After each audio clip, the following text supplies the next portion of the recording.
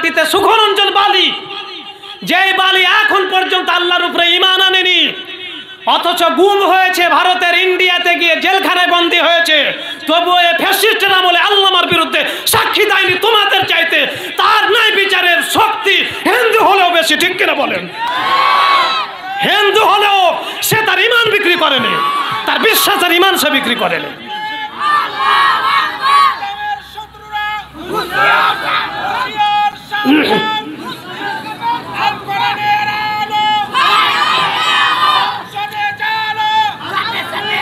اللهم آمين اللهم آمين اللهم آمين أعوذ بالله من الشيطان الرجيم بسم الله الرحمن الرحيم يا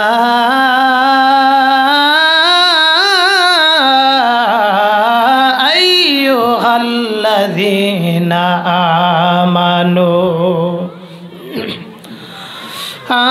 آمنوا كونوا قوامين بالقسط شهداء لله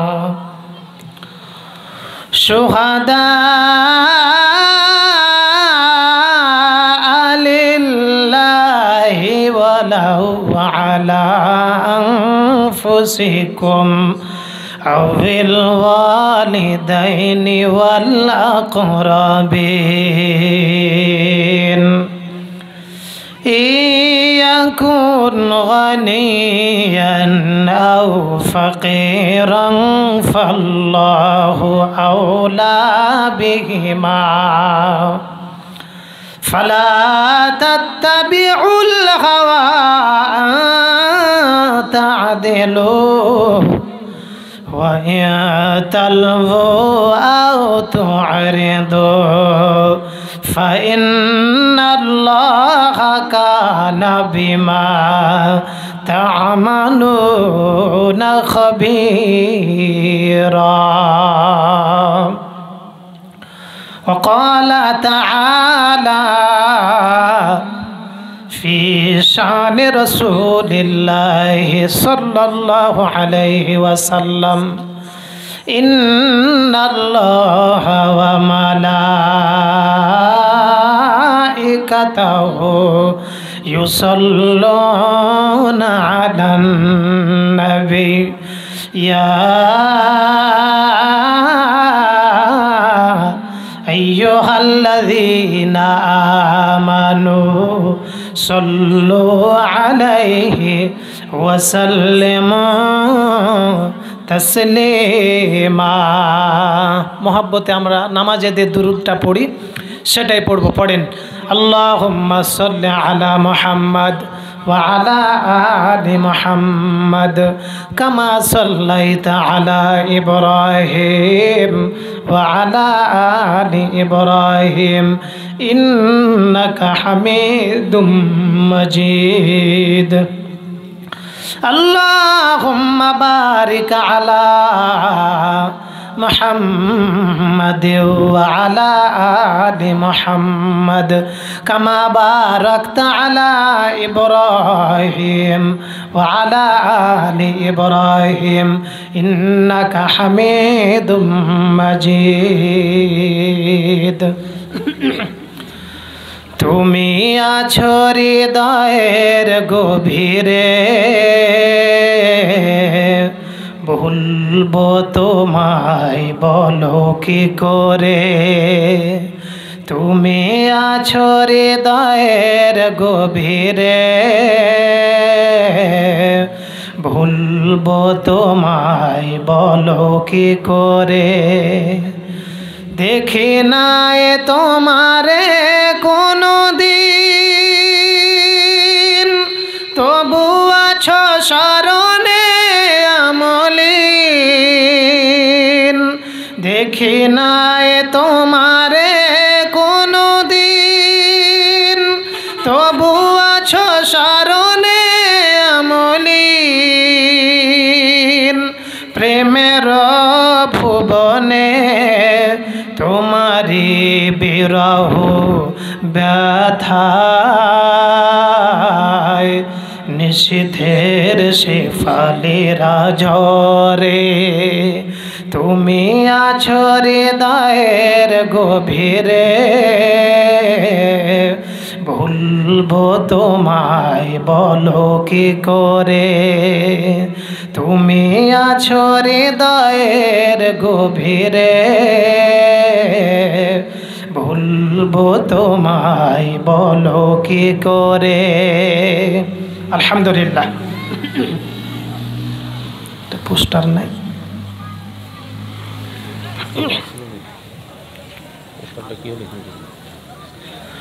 কয়লাবাড়ি গোরস্থানের উন্নতি কল্পে 2 দিন ব্যাপী তাফসিরুল কোরআন মাহফিলের সুযোগ্য সভাপতি, মঞ্চে উপবিষ্ট ওলামায়ে কেরাম, সামনে উপবিষ্ট আমার বয়সে নবীন বয়সে প্রবীণ পিতৃতুল্য মুরব্বিয়ানে কেরাম, ছোট্ট ভাইয়েরা, পর্দার আড়ালে সর্বগুণে গুণান্বিতা আমার অবলা সরলা মা এবং বোনেরা, মহান আল্লাহ পাকের প্রশংসা করছি যে মহান আল্লাহ পাক অত্যন্ত মেহেরবানি করে প্রতিকূল আবহাওয়ার ভিতরে আল্লাহ পাক এই মাহফিলটাকে কবুল করেছেন। এই জন্য সকলে বলি আলহামদুলিল্লাহ। পড়েন সুবহানাল্লাহি ওয়া বিহামদিহি আদাদা খালকিহি ওয়া রিদা নাফসিহি ওয়া জিনাতা আরশিহি ওয়া মিদাদা কালিমাতিহি। আল্লাহ পাকের নবী জনাবে মুহাম্মদুর রাসূলুল্লাহ সকলে বলি সাল্লাল্লাহু আলাইহি ওয়াসাল্লাম। নবীজি এই দোয়াটাকে মাগরিবের নামাজের পরে 3 বার পড়তেন। কতবার বলেন তো? কতবার? আবার ফজরের নামাজের পরে আরও 3 বার পড়তেন। মোট কতবার হলো? আবার যে 3 ওয়াক্ত নামাজ বাকি থাকে সেগুলোও তো তিনি একবার করে পড়তেন। অত্যন্ত ভারী দোয়া, বিশ্বনবীর শেখানো দোয়া আমরা পড়লাম। দুরুদ ও সালাম বর্ষিত হোক বিশ্ব মানবতার মুক্তির দেশারি সৈয়দুল মুরসালিন খাতামুন নবীন, যার দেখিয়ে যাওয়া পথে রয়েছে ইহকালীন শান্তি এবং পরকালীন মুক্তি, জনাবে মুহাম্মদুর রাসূলুল্লাহ সকলে বলি সাল্লাল্লাহু আলাইহি ওয়াসাল্লাম। আপনারা এসেছেন পবিত্র কোরআনুল কারীমের তাফসীর শোনার জন্য, ঠিক কিনা বলেন? না অন্য কোনো স্বার্থ আছে এখানে? কোরআনুল কারীম এমন একটি গ্রন্থ, এটা যে শুধু এটা যদি মানে কেউ শুধু মুসলমানই উপকৃত হবে, অন্য কোনো জাতি হবে না, বুঝি নাকি? শুধু মুসলমান জাতি হবে না, সবাই বলেন, সবাই উপকৃত হবে এখান থেকে। এই মহাগ্রন্থ আল কোরআনের সূরা নিসা থেকে আমি আপনাদের সামনে 135 নম্বর আয়াত তেলাওয়াত করেছি। কত নম্বর আয়াতটা বলেন তো? 135। একটা জিনিস খেয়াল করবেন, আমি সরাসরি ভূমিকা নয় আলোচনা যাব।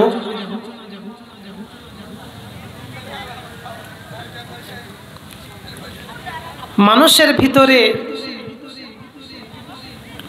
শুধু নয়, প্রাণী হোক, সব কিছুর একটা অধিকার রয়েছে। সে অধিকারটার নাম হচ্ছে একজন মানুষ হিসাবে, একটা প্রাণী হিসেবেও, যে কোনো সে জাতি হোক, যে হোক না কেন, তার একটা অধিকার হচ্ছে সে ন্যায় বিচার পাবে। কি পাবে বলেন তো? কি বিচার পাবে বলেন? ন্যায় বিচার পাওয়ার অধিকার সকলের নাই? আছে তো? এই ন্যায় বিচার বর্তমানে পৃথিবী থেকে বলা যায় দূরীভূত। মিথ্যা সাক্ষী, বিপরীত না রাজনীতিপন্থী, বিপরীত গোষ্ঠী এবং আমার দুশ্মন অথবা নিজের লাভের জন্য মানুষ মানুষের উপরে ন্যায় বিচার না করে অবিচার করে, ঠিক কিনা বলেন? কোরআনুল কারীম আল্লাহ রাব্বুল আলামিন এই ন্যায় বিচারকে কতটা গুরুত্ব দিয়েছেন। অন্যায় অবিচার হয় না সমাজে আমাদের, দেশীয়ভাবে তো চললো কিছুদিন, মোটামুটি 16-17 বছর। অন্যায়ের এমন কোনো অন্যায় বিচারের ন্যায় বিচার কত মানুষ না পেয়ে পৃথিবী ছেড়ে বিদায় হয়েছে। কোরআনুল কারীম আল্লাহ রাব্বুল আলামিন এটাকে অত্যন্ত গুরুত্ব দিয়েছেন। ন্যায় বিচার পাওয়া একজন মানুষের অধিকার। সে অধিকারের কথা আল্লাহ রাব্বুল আলামিন সূরা নিসার 35 নম্বর আয়াতে ঈমানদারদেরকে বলছেন। কাদেরকে বলছেন বলেন তো? কাদেরকে? ঈমানদারদেরকে আল্লাহ রাব্বুল আলামিন একটা দায়িত্ব দিচ্ছেন। সেই দায়িত্বটা কি? আল্লাহ রাব্বুল আলামিন বলেন, ইয়া আইয়ুহাল্লাযীনা আমানু কুনু কাওয়ামিনা বিল কিসত শুহাদা লিল্লাহি ওয়ালাউ আলা আনফুসিকুম আও বিল ওয়ালিদাইনি ওয়াল আকরাবিন। আল্লাহ রাব্বুল আলামিন বলেন, হে ঈমানদারেরা, কুনু কাওয়ামিনা বিল কিসত, হে ঈমানদারেরা, তোমরা আল্লাহ রাব্বুল আলামিনের জন্য একেবারে প্রতিষ্ঠিত হয়ে যাও, কাইয়িম হয়ে যাও, দণ্ডায়মান হয়ে যাও, নিজেদের সিদ্ধান্তকে স্থির করে নাও। বিল কিসতি শুহাদা লিল্লাহ, তোমরা আল্লাহ রাব্বুল আলামিনের জন্য সত্যের সাক্ষী দাও এবং আল্লাহ রাব্বুল আলামিনের জন্য ন্যায় বিচার করো। এই অধিকার কার? আল্লাহ রাব্বুল আলামিন ঈমানদারদেরকে বলছেন, হে ঈমানদারেরা, তোমাদের একটা দায়িত্ব হচ্ছে তোমরা ন্যায় বিচার করো। আর ন্যায় বিচার করার জন্য সাক্ষীর প্রয়োজন হয়, হয় না? হয় না? হয় না বলেন? হয়। এই সাক্ষীকে আল্লাহ রাব্বুল আলামিন বলছেন, তুমি যে সাক্ষী দিবা শুহাদা লিল্লাহ, আল্লাহর জন্য সত্য সাক্ষী দাও, আল্লাহকে রাজি খুশি করে সত্য সাক্ষী দাও। এবার আল্লাহ রাব্বুল আলামিন ফর্মুলা বলছেন। আল্লাহ পাক বলেন, এই সত্য সাক্ষী যদি দিতে হয়, যদি দিতে যাও, ইয়াকুন গানিয়ান আও ফাকিরান, যদি সত্য সাক্ষী দিতে যেয়ে দেখো, ওয়ালাউ আলা আনফুসিকুম, সত্য কথা বলতে গিয়া, সত্য সাক্ষী দিতে যে, সত্য বিচার করতে যে যদি তোমার নিজেরই লস হয়, নিজেরই ক্ষতি হয়, তবুও তোমরা সত্য সাক্ষী কি করো? এটা কি পারবে সবাই? আমার লস হলে আমি কি সত্য সাক্ষী দিতে পারি? পারি বলেন? এটি ঈমানদারদের 1 নম্বরের পরিচয় হচ্ছে, নিজের বিরুদ্ধে যদি হয়, সে যে ঈমানদার, সে সত্য সাক্ষী দিবে, এতে যদি নিজের জমি জামা চলে যায় তবু। আউল ওয়ালিদাইনি, আল্লাহ রাব্বুল আলামিন বলেন, হে ঈমানদারেরা, তুমি যেটা দেখেছো অথবা তুমি বিচারক, সত্য সাক্ষী দিতে যে অথবা বিচার করতে যে যদি তোমার পিতামাতার বিরুদ্ধে যায়, তবুও তুমি পিতামাতার বিরুদ্ধে গেলেও তুমি একবারে ন্যায় বিচার করো, সত্য বিচার তুমি করো। ওয়াল আকরাবিন, যদি তোমার চাচাতো ভাই অথবা তোমার চাচা অথবা তোমার নিকট আত্মীয়, তোমার রক্তের সম্পর্কের কেউ যদি আত্মীয় হয় আর সেও যদি দোষী হয়, তবুও তোমরা বিচারটা কি করো? কি বিচার করো বলেন? ন্যায় বিচার করো। এই এখন গানিয়ান, সত্য সাক্ষী দিতে যে, ন্যায় বিচার করতে যে যদি ধনীর বিরুদ্ধে চলে যায়, তবুও ধনীর দিকে তাকানোর কোনো সুযোগ নাই। আল্লাহ রাব্বুল আলামিনকে রাজি খুশি করার জন্য ধনী হলেও তার বিরুদ্ধে সাক্ষী দিতে হবে। যদি গরিব হয় তবুও তার বিরুদ্ধে সাক্ষী দাও। ওয়াইন তালবু আও তুরিদু, হে ঈমানদারেরা, সত্য সাক্ষী না দিয়ে যদি মুখ ফিরিয়ে নাও অথবা মিথ্যা সাক্ষীর দিকে নিজেকে পরিচালিত করো, আল্লাহ রাব্বুল আলামিন বলেন, ঈমানদার বলে ডাক দিয়েছি কি হবে? খুব খেয়াল করে রাখো, তোমরা মিথ্যা সাক্ষী দাও অথবা সত্য সাক্ষী দাও, আল্লাহ রাব্বুল আলামিন ওই সাক্ষীটার ব্যাপারে খবর রাখেন এবং তিনি জানেন। জানেন না? জানেন না? জানেন না বলেন? জানেন। আজকে রাষ্ট্রীয়ভাবে যা হয়েছে, কি 15-16 বছরে যা অন্যায় অবিচার হয়েছে তা তো থাক, গ্রামগঞ্জে পর্যন্ত আপনার বিচারক ছিল না? এরা বিচারের আগে টাকা খেত, এরকম সমাজ ছিল না? ছিল না বলে? প্রত্যেকটা ওয়ার্ডে ওয়ার্ডে ছিল। এমন কোনো জায়গা ছিল না যে জায়গা অন্যায় অবিচারে দখল করে নেয়নি। গ্রামের একজন গরিব মানুষ, তারই নিজের ভাই অথবা তার একটু প্রভাবশালী তার ভাই একটু ভালো আছে, আর একজন সোজা, বিচার করতে যেয়ে ওই গরিবকে বারবার বিচারকেরা তাকেই কিভাবে নিচে নামানো যায় সে চেষ্টা করে না বলে? না করে না বলে? সমাজে নাই বিচার, নাই সমাজে অবিচার রয়েছে। আর বিগত যা হয়েছে এদেশের আলেম ওলামারা যার কথা শুনে আমরা মানুষ হলাম, তিনি তো ন্যায় বিচার না পেয়ে পৃথিবী থেকে বিদায় হয়ে চলে গেলেন। তিনি আমাদেরকে চোখের জলে ভাসিয়ে দিন। এই অবিচার, অন্যায় করা, একজন আপনি যে বিচারক, আপনি যে সমাজের অথবা গ্রামের আপনাকে মানুষ মানে, একটু দাম দেয়, আপনি বিচারক, সে বিচার কি আপনি কোনো যাদের একটু প্রভাব আছে তার দিকে লক্ষ্য করে বিচার করেছেন, না গরিবের দিকে লক্ষ্য করেছেন, না আসলে আপনি বিচারটা করেছেন একবারে দুজনের ভিতরে একটা সমতা বিধান করে বিচার করেছেন? আল্লাহ রাব্বুল আলামিন এই খবর রাখেন না? বলেন রাখেন না? আপনি অবিচার করার কারণে একজন মানুষের লস হয় না? মিথ্যা সাক্ষী দেওয়ার কারণে একজন মানুষের 14 বছর জেলও হয় না বলেন? হয়। এজন্য আল্লাহ রাব্বুল আলামিন ঈমানদারদেরকে বলছেন, হে ঈমানদারেরা, আমি তোমাদের কাছ থেকে যে সূরা নিসার যে দায়িত্ব নিচ্ছি, আমি তোমাদেরকে যে দায়িত্ব দিচ্ছি, সেটা হচ্ছে তোমরা আল্লাহকে রাজি খুশি করার জন্য কি করো বলেন? ন্যায় বিচার করো, সত্য বিচার করো। আমার ভাইয়েরা, এ ন্যায় বিচারের গুরুত্ব কতটুকু শুনুন।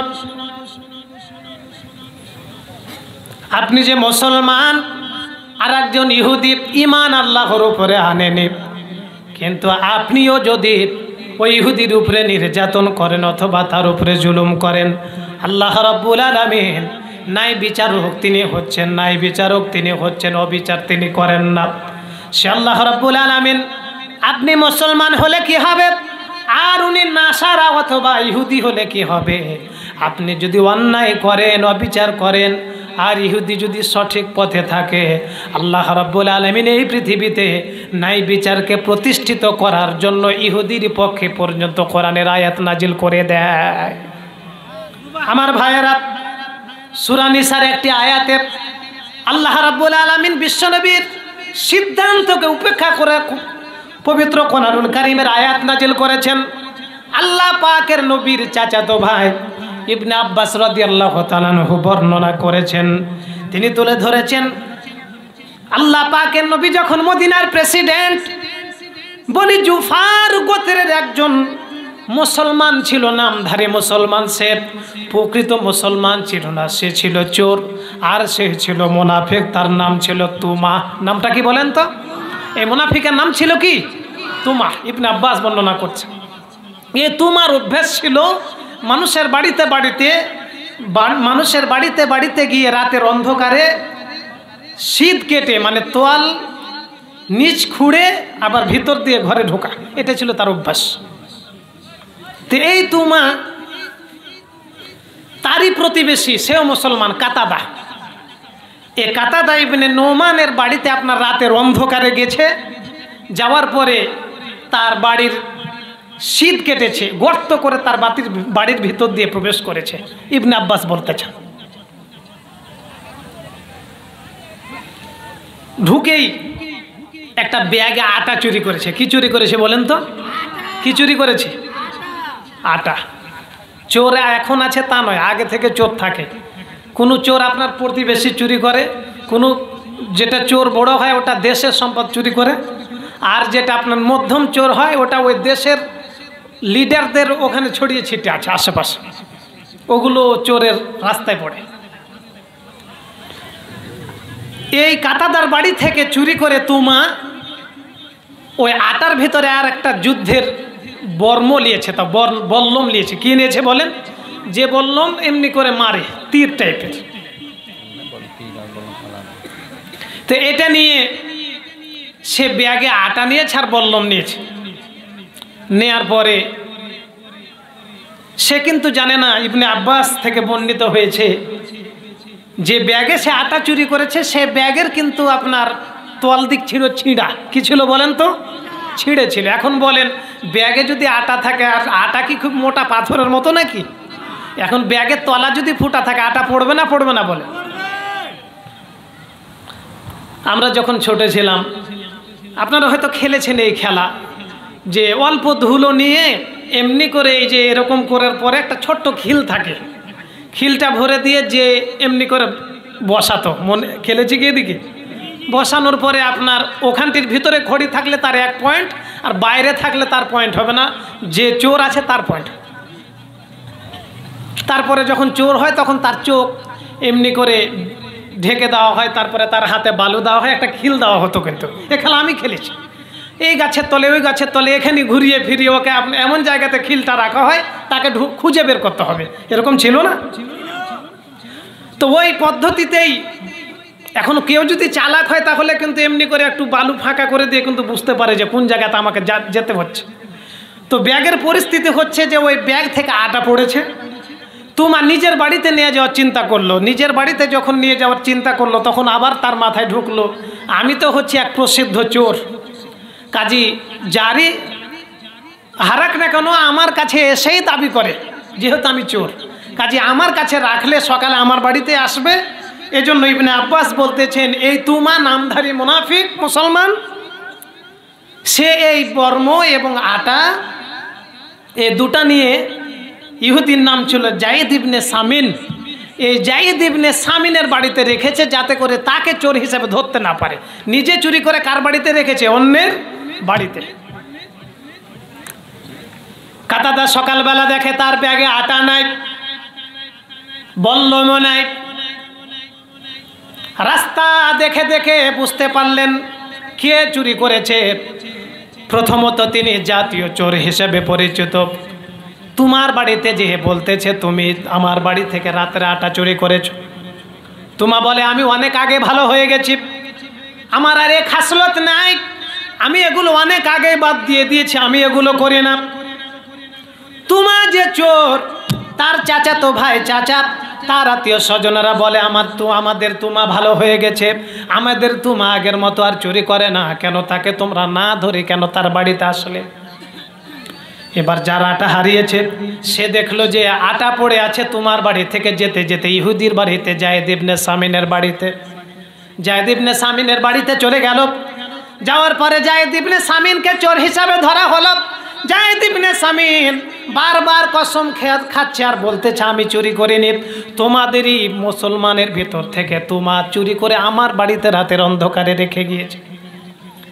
কিন্তু ইহুদির পক্ষে যেহেতু কোনো সাক্ষী নাই, আর তোমা যেহেতু চোর হলেও তার বংশের লোকেরা বলে আমাদের তোমা চুরি করেনি, আল্লাহ পাকের নবীর কাছে বিচার চলে গেল। ইয়া রাসূলুল্লাহ, বল্লম এবং আটা ইহুদির বাড়িতে পাওয়া গেছে, জায়েদ ইবনে সামিনের বাড়িতে।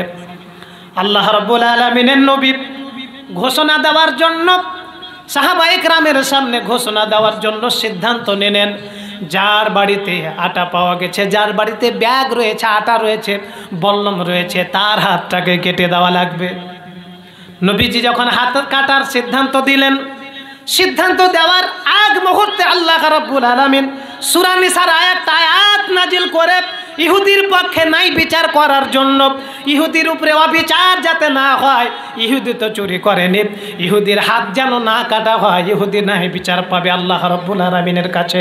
এজন্য আল্লাহ রাব্বুল আলামিন মুনাফিকের বিরুদ্ধে আয়াত নাজিল করে দিয়ে, মুনাফিকের বিরুদ্ধে আয়াত নাজিল করে জায়েদ ইবনে সামিনের পক্ষে আয়াত নাজিল করে আল্লাহ রাব্বুল আলামিন বলেন ইন্না আনজালনা ইলাইকাল কিতাবা বিল হক লিতাহকুমা বাইনান নাসি বিমা আরাকাল্লাহ। আল্লাহ রাব্বুল আলামিন বলেন ইন্না আনজালনা ইলাইকাল কিতাব, হে রাসূল আপনার উপরে আমি কোরআনুল কারীম আয়াত নাজিল করেছি, এই কিতাব আপনার উপরে নাজিল করেছি বিল হাক্কে, এটা সত্য সহকারে নাজিল করা হয়েছে আপনার উপরে। লিতাহকুমা বাইনান নাস, আপনি যখন মানুষের মাঝে বিচার করবেন, মানুষের মাঝে যখন আপনি বিচার ফয়সালা করবেন, মানুষের ভিতরে যখন আপনি সমাধান টেনে এনে দিবেন, মানুষের ভিতরে আপনি যখন সমাধান আনবেন, লিতাহকুমা বাইনান নাস বিমা আরাকাল্লাহ, আমি আল্লাহ রাব্বুল আলামিন আয়াতে নাজিল করে আমি যেভাবে দেখিয়ে দিয়েছি, আমি যেভাবে বলেছি সেইভাবে আপনাকে বিচার করতে হবে। এই আয়াত নাজিল করে আল্লাহ রাব্বুল আলামিন জিবরাইলের মাধ্যমে ওহীতে জানিয়ে দিলেন যে প্রকৃত চোর কে বলেন তো, নামটা কি বলেন? প্রকৃত চোর কে? ইহুদি না মুনাফিক? নবীজি সিদ্ধান্ত উল্টালেন, বললেন তোমার হাতকে কেটে দেওয়া লাগবে। আজকেও যারা কোরআনুল কারীমের আয়াতকে ভালো লাগে না, কোরআনের শাসনকে ভালো লাগে না, ওরা বলে অমুক ক্ষমতা আসলে হাত কেটে দিবে, বোরকা পড়া লাগবে। এটা কেমন করে হয়? মানে ডাঙায় মুজা খোলা, ডাঙায় কি খোলা বলেন? বলে না বলে না বলেন? সাংবাদিকের প্রশ্ন, বেধর্মীদের প্রশ্ন, আর আপনার টেলিভিশনের প্রশ্নে থাকাই যাচ্ছে না। যে এতদিন হাত কাটার আইন বাংলাদেশে ছিল না, এখন পরিস্থিতি কীরকম লাগছে। এখন যদি কোনো রকম উল্টাপাল্টা ক্ষমতা যদি অন্য কারো হাতে যায়, তাহলে হাত কেটে দেবে। এটা বর্বর ব্যাপার না? আসলে হাত কাটতে হবে। হাত কাটার ভয় করবে আপনার মতো আমার মতো নামাজি মুসল্লি না চোরে? কেটা ভয় করবে বলেন? কে ভয় করবে বলেন? কে ভয় করবে?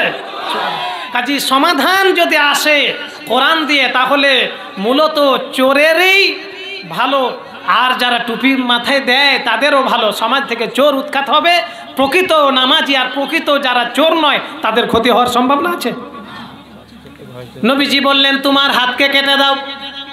তোমার নবীজির উপরে ঈমানের সত্যতা আনেনি, হাত কাটা হয়ে যাবে বলে কোরআনুল কারীমের আয়াত দিয়ে হাত কাটা হবে বলে তোমার রাতের অন্ধকারে মক্কা থেকে মদিনা, মদিনা থেকে মক্কার দিকে হিজরত করতে যে ইবনে আব্বাস রাদিয়াল্লাহু তাআলা আনহু বর্ণনা করেছেন, এই তোমার নবীজির বিচার মানবে না বলে পাহাড়ের পাশ দিয়ে মক্কায় যেতে গিয়ে এক পাহাড়ের বড় পাথর তার উপরে পড়ে যে সেই জায়গাতে সে মারা যায়। এখন বলেন ন্যায় বিচারের কতটা, একটা মানুষ অবিচার হলে তার কতটুকু ক্ষতি, আর ন্যায় বিচার পেলে তার মান ইজ্জত এবং তার রক্তের কতটা দাম। যে আল্লাহ রাব্বুল আলামিন একজন ইহুদিকে চোর বানানো হচ্ছে বলে কোরআনুল কারীমের আয়াত নাজিল হলো না হলো না বলেন? হলো না হলো না বলেন? আমার ভাইয়েরা, লোকেরা নামাজে গেলে মানুষেরা মনে করে কে আল্লাহ ভালোবাসে। আমার বাপকে অনেকে দেখে মনে করে তার ছেলেটা আলেম হয়েছে, আল্লাহ বুঝি তাদের দুজনকেই ভালোবাসে। অনেকেই দান করে, মানুষ মনে করে বুঝি আল্লাহ তাকে ভালোবাসে, মনে করে না মানুষ? কিন্তু এমন কিছু বিষয় আছে, এমন কিছু জায়গা রয়েছে, এমন কিছু গুণ রয়েছে, এই গুণ আপনি অর্জন করতে পারেন, এই গুণ একজন ইহুদি অর্জন করতে পারে, এই গুণ একজন নাসারা অর্জন করতে পারে, এই গুণ একজন হিন্দু অর্জন করতে পারে। এই গুণ অর্জন করার জন্য মুসলমান হওয়া লাগে না, এই গুণ অর্জন করার জন্য কাউকে মুসলমান হওয়াও লাগে না। আল্লাহ রাব্বুল আলামিন এই গুণ অর্জনকারীকে আল্লাহ রাব্বুল আলামিন বলেন ওয়া আকসিতু ইন্নাল্লাহা ইউহিব্বুল মুকসিতিন। কে কে আল্লাহর ভালোবাসা চান? একটু হাত তোলেন তো দেখি। আমরা কি সবাই আল্লাহর ভালোবাসা চাই? সবাই চাই? লিল্লাহি তাকবীর। হাত নামান। আল্লাহর ভালোবাসা পাওয়ার জন্য আল্লাহ পাক নিজে বলছেন ওয়া আকসিতু, পৃথিবীর মানুষকে বলছেন তোমরা সমাজে ন্যায় বিচার করো। তুমি একজন বিচারক, তুমি একজন মেম্বার, তুমি একজন চেয়ারম্যান অথবা গ্রামের বিচার সালিশ তুমি করে বেড়াও। তুমি যদি ন্যায় বিচার করো, মানুষের ভিতরে যদি দুর্নীতি না করে, চায়ে বিক্রি না হয়ে, পানে বিক্রি না হয়ে, তুমি যদি মানুষের ভিতরে সঠিক বিচারটা করে দাও, আল্লাহ পাক বলছেন ইন্নাল্লাহা ইউহিব্বুল মুকসিতিন, এই সমস্ত ন্যায় বিচারকদের আমি আল্লাহ রাব্বুল আলামিন নিজে ভালোবাসি। অত্যন্ত ছোট গুণ বুঝি এটা নাকি? আমার ভাইয়েরা, আল্লাহ রাব্বুল আলামিন এই ন্যায় বিচারকে এতটা গুরুত্ব দিয়েছেন, বিশ্বনবী পর্যন্ত গুরুত্ব দিয়েছেন। আল্লাহ পাক বলেন ওয়ালাউ আলা আনফুসিকুম, এই ন্যায় বিচার করতে যে যদি নিজের বিরুদ্ধে যায় তবুও ন্যায় বিচার করো। নিজের বিরুদ্ধে গেলেও কি এটা কি পারবে? একজন ইমানদারকে আল্লাহ পাক বলছেন এমন একটা হয়ে গেছে আপনি দোষী, কিন্তু স্বীকার করলে আপনার মান ইজ্জতের কিছুটা ক্ষতি অথবা অর্থের দিক থেকে ক্ষতি, তবুও সত্য সাক্ষী যদি কেউ যদি দিতে পারে আর ন্যায় বিচার করতে পারে, যদি বলে না এটা আমারই হয়ে গেছে, কেউ ছিল না, দুজনে গন্ডগোল করেছেন, এখন আপনি দোষী বেশি, আপনি মুখটা বেশি খারাপ করেছেন, কিন্তু আপনি বিচারকের সামনে যদি বলেন যে না আসলে আমার যেভাবে আচরণটা দরকার ছিল আমি ওভাবে করতে পারিনি, এই কথা বলা, আর আপনি যদি বলেন না আমি দোষী নয়, আমি কোনো গালি দেইনি, এই জায়গাতে যদি নিজের বিরুদ্ধে হলেও সত্য সাক্ষী দিতে পারেন, আল্লাহ রাব্বুল আলামিন বলছে সে কি? সে ইমানদার। সে কি বলেন? ইমানদার। আমার ভাইয়েরা, বিশ্বনবীর লস হলেও, নবীজির ক্ষতি হলেও, আল্লাহ পাকের নবীর বিরুদ্ধে নাও যদি হয়, নবীজির স্বার্থের অনুকূলে না হয়ে যদি প্রতিকূলে হতো, তবে আল্লাহ রাব্বুল আলামিনের নবী ন্যায় বিচার করতেন। বিশ্বনবীর চাচা হামজা রাদিয়াল্লাহু তাআলা আনহুর স্ত্রী খাওলা বিনতে কায়েস রাদিয়াল্লাহু তাআলা আনহা বলেন, নবীজি অভাবের সময়, আল্লাহ পাকের নবী অত্যন্ত অভাবে ছিলেন, বনু সাইদার এক ব্যক্তির কাছ থেকে আল্লাহ রাব্বুল আলামিনের নবী এক ওষক খেজুর ধার নিয়েছিলেন। কি নিয়েছিলেন বলেন? কে নিয়েছিলেন? বিশ্বনবী। কি ধার নিয়েছিলেন? একটু কথা বলেন। কি ধার নিয়েছিলেন? খেজুর। নবীজি ধার নিয়েছিলেন একজন লোকের কাছ থেকে, ঋণ নিয়েছিলেন, ধার। নবীদের জন্য ভিক্ষা হারাম, নবীরা হাদিয়া নেবেন, নবীরা দান গ্রহণ করবে না।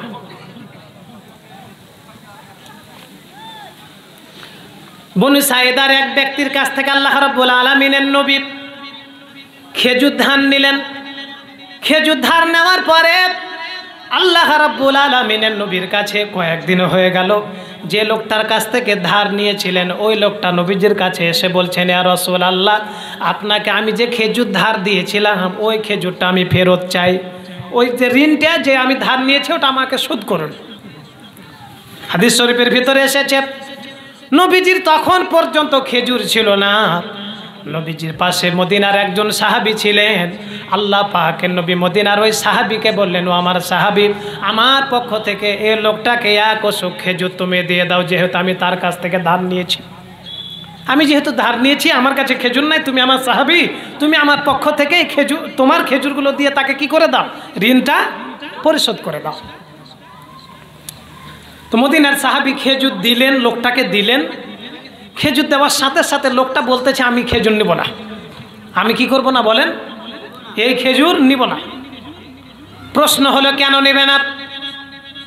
বনি সাইদার যে লোকটা রাসূলকে খেজুর ধার দিয়েছিলেন, লোকটা বলেন, না না, আমি নবীজিকে যে মানের খেজুর দিয়েছিলাম ওই মানের খেজুর এগুলো নয়, আমি যতটুকু ভালো খেজুর দিয়েছিলাম নবীকে ততটুকু ভালো খেজুর এগুলো নয়। খেজুরের ভেতরে ভালো মন্দ নাই, আছে না নাই বলেন? আপনি 50 টাকার খেজুর নেবেন, 4টা পাবেন, 3টা পেতে পারেন। ওই 50 টাকার খেজুর নিলে দেখা যাবে আপনি 10টাও পেতে পারেন। একই মান কি একই? তো নবীজিকে যে খেজুর দিয়েছিল লোকটা, সেই মানের খেজুর কিন্তু ঋণে সে শোধ হচ্ছে না, ওই মানের খেজুর নয়। লোকটা বলতেছে, আমি এই খেজুর নিব না।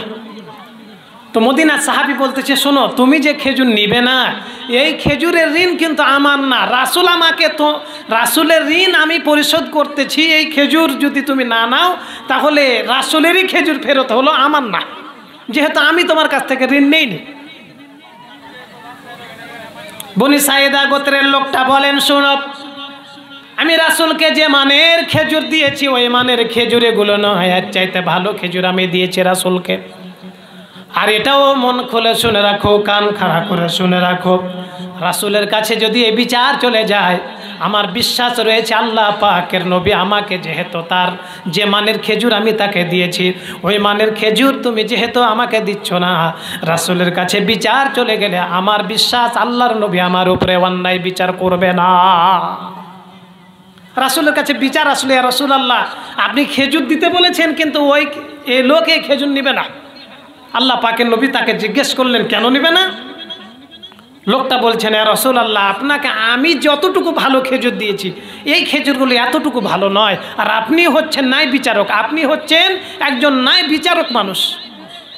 হাদিস শরীফের ভিতরে এসেছে, রাসূলের সামনে যখন ন্যায় বিচারকের কথা বলা হয়েছে, আল্লাহ পাকের নবীর চোখ দিয়ে পানি বের হতে লাগলো।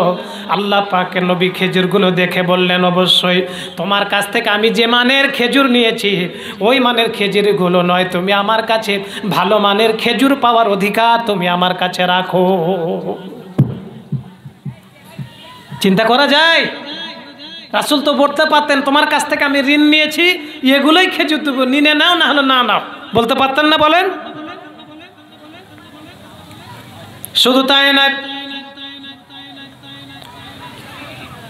আজকের সমাজ বলেন, রাষ্ট্র বলেন, বিরোধী পার্টি হলে তার উপরে অন্যায় অবিচার।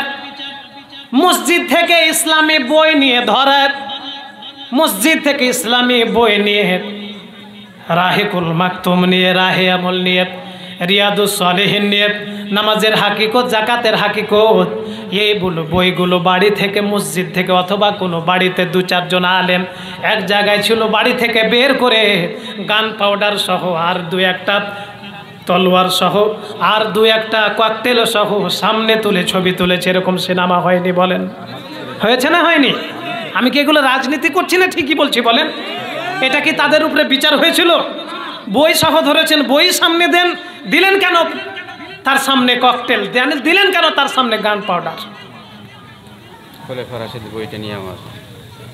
আমার ভাইয়েরা, এই ন্যায় বিচারের অনেক গুরুত্ব রয়েছে। কিয়ামতের ময়দানে আল্লাহ রাব্বুল আলামিন যখন বিচার ফয়সালা করবেন, আল্লাহ রাব্বুল আলামিন একটা চেয়ার রাখবেন, একটা মেম্বার রাখবেন, একটা চেয়ার রাখবেন, একটা চেয়ার, সুন্দর চেয়ার রাখবেন। এই চেয়ারটা দুনিয়ার কোনো চেয়ার নয়, নূরের চেয়ার। কিসের চেয়ার বলেন? এ নূরের চেয়ারে আমার মতো আলেম যাবে না, আমার মতো মসজিদের ইমাম যাবে না, আপনার মতো দানশীল যাবে না। আল্লাহ রাব্বুল আলামিনের আরশের সামনে, রিয়াদুস সালিহিনের সহিহ হাদিস, আল্লাহ পাকের নবী বলেন, ইন্নাল মুকসিতিনা ইনদাল্লাহি মানাবিরাম মিন নূরিল্লাযিনা ইয়াদালুন। আল্লাহ রাব্বুল আলামিনের নবী বলেন, আল্লাহ রাব্বুল আলামিন কিয়ামতের ময়দানে, হাসরের ময়দানে জান্নাতি দেওয়ার আগেও সমস্ত মানুষের সামনে আল্লাহ রাব্বুল আলামিন নূরের চেয়ার রাখবেন।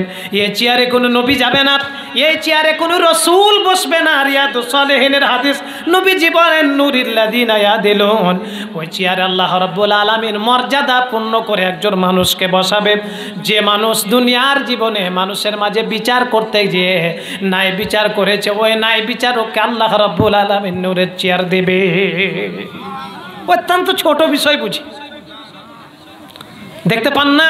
আপনি সত্য করে বুকে হাত দিয়ে চিন্তা করেন, গ্রামের বিচারগুলোতে একজনকে ঠকানোর জন্য বিচারকেরা চেষ্টা করে না বলেন? আগে তো মানুষের একটা বিচার ছিল যে মানুষের ভিতরে সমাধান টানা, এখন সমাধান নয়। আমার দুজন ভাই, আমি একজন, আমার আর একজন ভাই, এখন পিতার জমি নিয়ে গন্ডগোল, আমার সামনের বাড়ি কে করবে আর পিছনের দিকে কে করবে, পিছনের দিকে একটু গর্ত, কে করবে, অথবা কিছু নিয়ে আমার গন্ডগোল হয়েছে।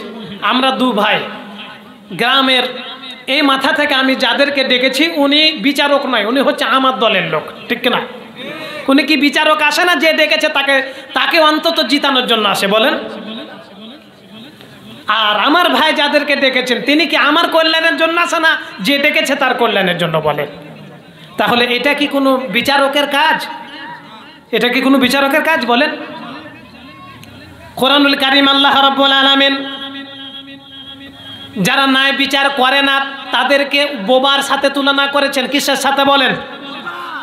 আপনার যত সম্পদ থাকুক, যত সম্পদশালী হন আপনি জানার পরেও যদি সত্য বিচার না করেন, সত্য বিচার না করেন, ন্যায় বিচার যদি না করেন, আল্লাহ রাব্বুল আলামিন পবিত্র কোরআনুল কারীমে উদাহরণ দিয়ে সূরা নাহলে বলেন, ওয়াদারাবাল্লাহু মাসালার রাজুলাইনি আহাদুহুমা আবকামু লা ইয়াকদিরু আলা শাইইন ওয়া হুয়া কাল্লুন আলা মাওলাহু আইনামা ইউওয়াজ্জিহু বিল খায়র হাল ইয়াস্তাওয়ি হুয়া ওয়া মান ইয়ামুরু বিল আদল ওয়া হুয়া আলা সিরাতিম মুস্তাকিম। আল্লাহু আকবার। আল্লাহ রাব্বুল আলামিন বলেন, দুজন ব্যক্তির ভিতরে উদাহরণ হলো, দুইজনের ভিতরে একজন বোবা, আবকামু অধিকই বোবা, ইসমে তাবজিলের সেগা, লা ইয়াকদিরু আলা শাইইন, আল্লাহ তাকে কোনো দায়িত্ব দিলে সে দায়িত্ব পালন করতে পারে না, সে যেহেতু বোবা। আইনামা ইউওয়াজ্জিহু লা ইয়াতি বিখায়র, সে কল্যাণ বয়ে আনতে পারে না, সে যেহেতু বোবা, ভালো কিছু বয়ে আনতে পারে না, যেহেতু তার গুণ হচ্ছে সে হলো বোবা। তারও আল্লাহ পাক পক্ষান্তরে আয়াতে বলেন, কিন্তু ওয়ামা ইয়ামুরু বিল আদলি, আর যে বোবা নয়, আল্লাহ যাকে ন্যায় বিচার করার জন্য আদেশ করেছেন, যে লোকটা ন্যায় বিচার করে, আল্লাহ পাক প্রশ্ন করছেন যে বোবা আর যে ন্যায় বিচার করে তারা মানুষ হিসেবে তারা সমান। সমান কি? একজন বোবা, তাকে দায়িত্ব দিলেন, সে কথা বলতে পারে না, ইশারা করে ভুল করলে সব সমাধান টানলো অথবা ভুল করে আসলো। আর একজনকে আপনি বিচারের দায়িত্ব দিলেন, সে সমাধান টানলো এবং ন্যায় বিচার করলো। এখন বোবা আর ভালো মানুষ সমান কি? বলেন সমান? আল্লাহ পাক সূরা নাহলে বলছে তারা কি সমান? প্রশ্ন করছেন আল্লাহ পাক, তারা কি সমান? ওয়া আলা সিরাতিম মুস্তাকিম। আল্লাহ পাক বলছেন সমাজে যারা ন্যায় বিচার করে, রাষ্ট্রে যারা ন্যায় বিচার করে, এরা হচ্ছে সিরাতাল মুস্তাকিমের পথে রয়েছে। কিসের পথে রয়েছে বলেন? সূরা ফাতিহাতে পড়ি যে সিরাতাল মুস্তাকিম, ন্যায় বিচার করলে সে কোন পথে থাকে? আমার ভাইয়েরা, এ ন্যায় বিচারের অনেক গুরুত্ব সমাজে দেখতে পাবেন। অনেক বাপ রয়েছে, ছেলে সন্তান তার 2টা হোক 3টা হোক, কেমন বাপ হিসাবে সে, এমন বাপ রয়েছে সমাজে একইভাবে 3 সন্তানকে বন্টন করে দিতে পারে না। থাকে না এরকম বাপ? থাকে না বলেন? এক ছেলের দিকে ঝুঁকে পড়ে, এরকম বাপ নাই? নাই না নাই? আছে না নাই বলেন? আছে। জন্ম দিয়েছে ঠিক, কিন্তু এক ছেলের কল্যাণ দেখতে পারে না, মঙ্গল দেখতে পারে না। জন্ম দিয়েছে কিন্তু ছেলের দিকে চোখ তুলেও তাকায় না। এমনও বাপ সমাজে আছে না নাই বলেন? আছে না নাই বলেন? আছেন। এদের ব্যাপারে আল্লাহ রাব্বুল আলামিন ন্যায় বিচারের কথা বলেছেন, পিতার ব্যাপারেও ন্যায় বিচারের কথা। বিশ্বনবীর মারা যাওয়ার পরে মসজিদে খুতবা দিচ্ছিলেন বিশ্বনবীর আপন সাহাবী নোমান ইবনে বাশির। নামটা কি বলেন তো? কোন সাহাবী বলেন? নোমান ইবনে বাশির। নোমান ইবনে বাশির মসজিদে মেম্বারে খুতবা দিচ্ছেন। তো নোমান ইবনে বাশিরের খুতবা শুনতেছেন আমির রাহিমাহুল্লাহ, তিনি একজন তাবিঈ। তো নোমান ইবনে বাশির খুতবাতে বলছেন, রাসূল জীবিত থাকা অবস্থায় আমার পিতা আমার অন্য ভাইকে না দিয়ে আমাকে কিছু সম্পদ দিয়েছিল। আমার পিতা আমাকে সম্পদ দিয়েছে, এটা ভালোবেসে আমাকে দিয়েছিল, অন্য ছেলেদেরকে দেয়নি। তো এ সম্পদ আমাকে যখন আমার পিতা দিলেন, আমার মা বেঁধে গেল যে তুমি অন্যান্য সম্পদ সন্তানকে দিলে না, একজন সন্তানকে দিলে, এটা রাসূলকে না জানা পর্যন্ত আমি স্ত্রী হিসাবে তোমার এই সিদ্ধান্ত মানতে পারবো না, মানবো না আমি সিদ্ধান্ত। মহিলা বেঁধে গেছে, স্বামীর উপরে কে বেঁধে গেছে বলেন? স্ত্রী বেঁধে গেছে। নোমান ইবনে বাশির বিশ্বনবীর মারা যাওয়ার পরে এই খুতবা দিচ্ছেন তিনি মসজিদে।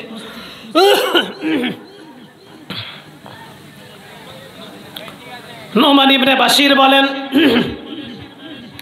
রাসূলের কাছে বিচার চলে গেল। রাসূলকে বলা হলে, আর রাসূলুল্লাহ, আমি আমার সন্তান নোমানকে কিছু সম্পদ দিয়েছি, অন্য কোনো সন্তানকে দেয়নি, আমার স্ত্রী বেঁধে গেছে। আল্লাহ রাব্বুল আলামিনের নবী বলেন, নোমান ইবনে বাশিরকে বলেন, বাশিরকে বলেন, তোমার যে আরো সন্তান রয়েছে তাদেরকে কি তুমি এই পরিমাণ সম্পদ দিয়েছো নাকি? বাশির রাদিয়াল্লাহু তাআলা আনহু বলেন, না আমি দেইনি। আল্লাহ রাব্বুল আলামিন নোমান ইবনে বাশিরের পিতাকে বললেন, যতক্ষণ পর্যন্ত অন্যান্য সন্তানকে সমানভাবে ভাগ করে না দিবে ততক্ষণ পর্যন্ত তোমার সন্তানদের উপরে তুমি ন্যায় বিচার করোনি। এরকম বাপ নাই? আছে না নাই বলেন? আমার এক ক্লাসমেট আমার সাথে একসাথে ঘুমিয়েছে, চিন্তাই করতে পারবেন না কতটা, অথচ তিনি কতটা নিচু। বিয়ে করেছে, সন্তান আছে তার, আমার ক্লাসমেট ছেলেটা, আমাদের বয়স। বাপে 2-3টা বিয়ে করছে, 3-4টা, এখানে যে 2-3-4টা বিয়ে করেছে। আপনার এটাকে বিয়ে করে ওটাকে ছেড়ে দেয়, ওটাকে করে ওটাকে ছেড়ে দেয়। এখন কোনো এক জায়গায় বিয়ে করে আছে। গত পরশু আমাকে জানা হলো, কেমন বাপ চিন্তা করেন, ওরই জন্ম 2টা সন্তান, 2টা ছেলে 1টা মেয়ে, সম্ভবত 4 কাঠা জমি। ছেলেদেরকে কিছুই দেয়নি, সবগুলোই বিক্রি করেছে, এটুকু ছেলেদের কাছে বিক্রি করতে চেয়েছে। লেখে দিবে না, বাপ হিসাবে কিছুই দিবে না, যেটুকু আছে একটু এই জায়গাতে বাড়ি করতে চাইলে বাপের কাছ থেকে ছেলেকে বলছে কিনে নাও। ছেলে 2টা বাপের কাছে জমি কেনার জন্য গেল, মোহরিলের কাছে যাওয়া হলো, আপনার রেজিস্ট্রি অফিসে পর্যন্ত যাওয়া হলো। দামটা আমার খেয়াল নাই, তবে এতটুকু খেয়াল আছে 242 টাকা শেষে জমিটার দাম হয়েছে। এত নিষ্ঠুর বাবা, সন্তানদেরকে জন্ম দিয়ে বাবা সন্তানদেরকে ভুলে যায়। মোবাইলের ভিতরে ফোন করে মোহরিলকে বলেছে 1 টাকা কম হবে না, 242 টাকায় আমি আমার ছেলের কাছে চাই। এ বাপ কিয়ামতের ময়দানে অবিচার করার কারণে, জুলুম করার কারণে এ বাপ কিয়ামতের ময়দানে ছেলেদের বিরুদ্ধে সাক্ষী নয়, বরং ছেলেরাই তার বিরুদ্ধে দাঁড়াবে। ঠিক কিনা বলেন? এ নাই বিচার সমাজে নাই, রাষ্ট্রে নাই। যে আলেমের কথা শুনে 1,00,000 কোটি মানুষ কোরআনের দিকে ফিরে আসলো, আমার আল্লামা হাতে করে ভয় দেখিয়ে তার বিরুদ্ধে সাক্ষী দিয়ে, এ তো গত 1 মাস আমার মনে হয়নি, পিরোজপুরের মাটিতে যতগুলো মুক্তিযোদ্ধা ছিল 2-4-5 জন যারা তার বিরুদ্ধে জোর করে সাক্ষী দেওয়া হয়েছে, তারাই জাতীয় টেলিভিশনের সামনে এসে বলেছে আমরা কখনো তাকে দেখিনি, কোনো যুদ্ধ অপরাধের কোনো জায়গাতে তাকে দেখিনি। আমাদের মাথার উপরে পেস্তুল ঠেকায়ে তার বিরুদ্ধে সাক্ষী নেওয়া হয়েছে। অন্যায় অবিচার,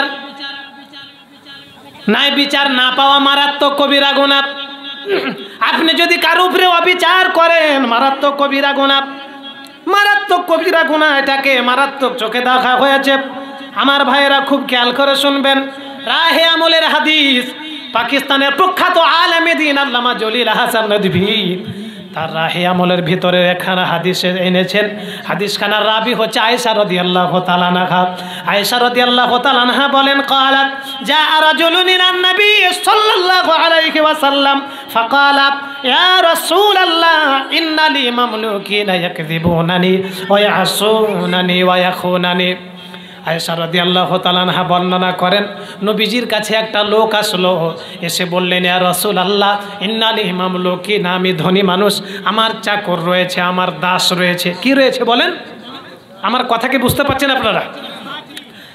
ইয়া রাসূলুল্লাহ আমার চাকর রয়েছে, কিছু আমার দাস রয়েছে যাদেরকে আমি কিনে নিয়েছি, কিনে আমার কাজে ব্যবহার করি। তো এরা হচ্ছে এমন যে এরা আমাকে কখনো মিথ্যা কথা বলে, আমার কাজে ফাঁকি দেয়, ওই আসুনানি কখনো আমার সাথে সীমা লঙ্ঘন করে, ওই খুনানি আমি তাদেরকে টাকা দিয়ে ক্রয় করেছি অথচ তারা আমার সাথে খিয়ানত করে, আমাকে কথা দিয়ে কথা রাখে না, অথচ আমার টাকা দিয়ে ক্রয় করা চাকর এগুলো। লোকটা বললেন, আর রাসূলুল্লাহ যেহেতু আমারই ক্রয় করা চাকর, এগুলো আমার সাথে মিথ্যা কথা বলার কারণে, আমার সাথে সীমা লঙ্ঘন করার কারণে আমি তাদেরকে কখনো গালি দেই তো কখনো আমি তাদেরকে মারি।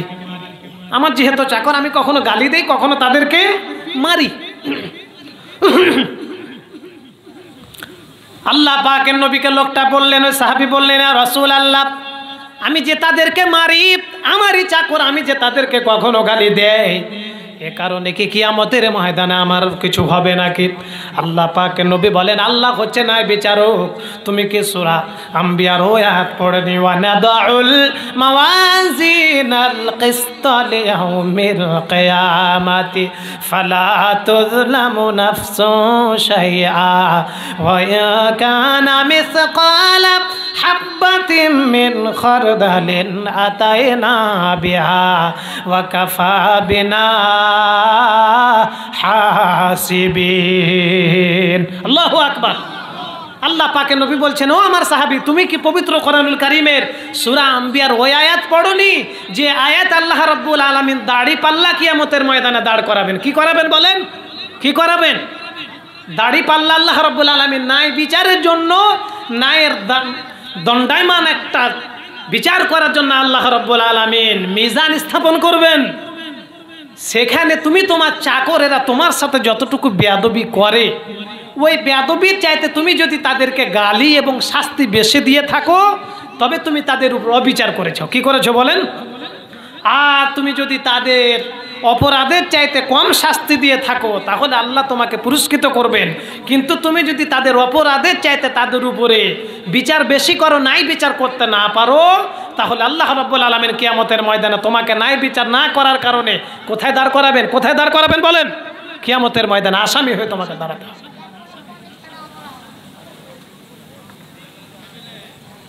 এই নাই বিচার না পাওয়ার কারণে এদেশের আমাদের জাতীয় রাহাবারেরা আমাদেরকে ছেড়ে চলে গেছে। লোকটা রাসূলের এই হাদিস শোনার পরে রাসূলের কাছ থেকে সরে গিয়ে কোনায় গিয়ে কাঁদতেছে। নবীজি তাকে ডেকে বললেন, কাঁদো আর যাই করো না কেন, নাই বিচার আল্লাহ রাব্বুল আলামিন তিনি হচ্ছেন নাই বিচারক। তুমি যদি তাদেরকে বেশি গালি দিয়ে থাকো অথবা মারো, তাহলে অবশ্যই তোমাকে কিয়ামতের ময়দানে আসামি হয়ে দাঁড়াতে হবে। লোকটা নবীজির সামনে এসে বলছেন, ইয়া রাসূলুল্লাহ উশহিদুকা আন্নাহুম কুল্লুহুম ইহরারা। আল্লাহ পাকের নবীকে লোকটা বললেন, ইয়া রাসূলুল্লাহ আপনি সাক্ষী থাকুন, কিয়ামতের ময়দানে আমি যদি আজকে নাই বিচার না করতে পারি, কিয়ামতের ময়দানে আসামি হয়ে যাব বলে আমার নিজের টাকা দিয়ে ক্রয় করা চাকরগুলোকে আমি আল্লাহর রাস্তায় তাদেরকে মুক্ত করে দিলাম। আমার ভাইয়েরা, এই নাই বিচার আজকে সমাজে নাই। ধনীর উপরে মানুষেরা সবাই তার দিকে ঘুরে, গরিবের দিকে কেউ দেখে না। আবার যখন যে ক্ষমতায় থাকে তারই সমাধান চলে, অন্য কারো খাওয়া নাই। ঠিক কিনা বলেন? এই যে অবিচার, এই যে অন্যায় অবিচার, নাই বিচার না করা, এটাকে মারাত্মক কবিরা গুনাহ বলা হয়েছে।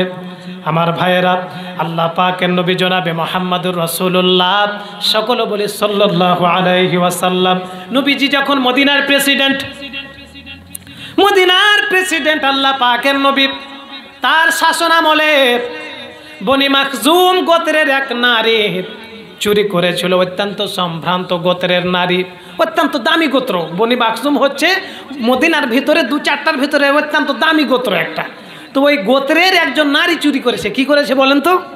ওই নারী কি করেছে? চুরি করেছে। একটা সুনামধন্য গোত্রের নারী চুরি করেছে। হাদিস শরীফের ভিতরে সে সাহাবায়ে কেরাম বলা বলি করতে লাগলেন, বড় বংশের বড় গোত্রের নারী চুরি করেছে, নবীজি যদি তার হাত কাটে তাহলে অত্যন্ত মানুষের ভিতরে আলোচনা হবে, সমালোচনা হবে। কাজে ওই নারী চুরি করলে কি হবে? সে যেহেতু বনি মাখজুম গোত্রের নারী, যেহেতু বড় গোত্রের নারী, এই নারীর হাতটাকে কাটা যাবে না। রাসূলকে অন্তত এটা অনুরোধ করা লাগবে। সাহাবায়ে কেরাম চিন্তা করলেন, কাকে দিয়ে বলবো যে রাসূলে লোকটার হাতটা, এ নারীর হাত কাটা যাবে না। সিদ্ধান্ত নেওয়া হলো জায়েদের জন্য তাকেই পাঠানো হবে, যেহেতু সে রাসূলের সাথে থাকেন। জায়েদে কথা বলতে পারবে যে রাসূল, এ নারী অত্যন্ত বড় বংশের নারী, চুরি করেছে, অন্তত তার হাতটা কাটা যাবে না। রাসূলের কাছে যখন জায়েদ ইবনে সাবিত আসলেন, আল্লাহ পাকের নবীকে যখন বললেন, ইয়া রাসূলুল্লাহ সাহাবায়ে কেরাম বলতেছেন এ নারীর হাতটা কাটা যাবে না, অত্যন্ত বড় বংশের নারী। আল্লাহ পাকের নবী বলেন, ও জায়েদ শোনো, তুমি কি এমন কথা বলছো যে সিদ্ধান্ত আল্লাহ দিয়েছেন যে ন্যায় বিচার করার জন্য আল্লাহ পাক বলেছেন, ওই ন্যায় বিচার থেকে তুমি আমাকে কি সরে যেতে বলছো নাকি? শোনো, ন্যায় বিচারক এবং ন্যায় বিচার করাটা এতটা গুরুত্বপূর্ণ বিষয়, আমি নবী হয়ে বলতেছি শোনো, এই নারী না হয়ে আমার কলিজার টুকরা ফাতেমা যদি চুরি করত, ন্যায় বিচারকে প্রতিষ্ঠিত করার জন্য আমার মা ফাতেমার হাতটাকে আমি কেটে ফেলে দিতাম।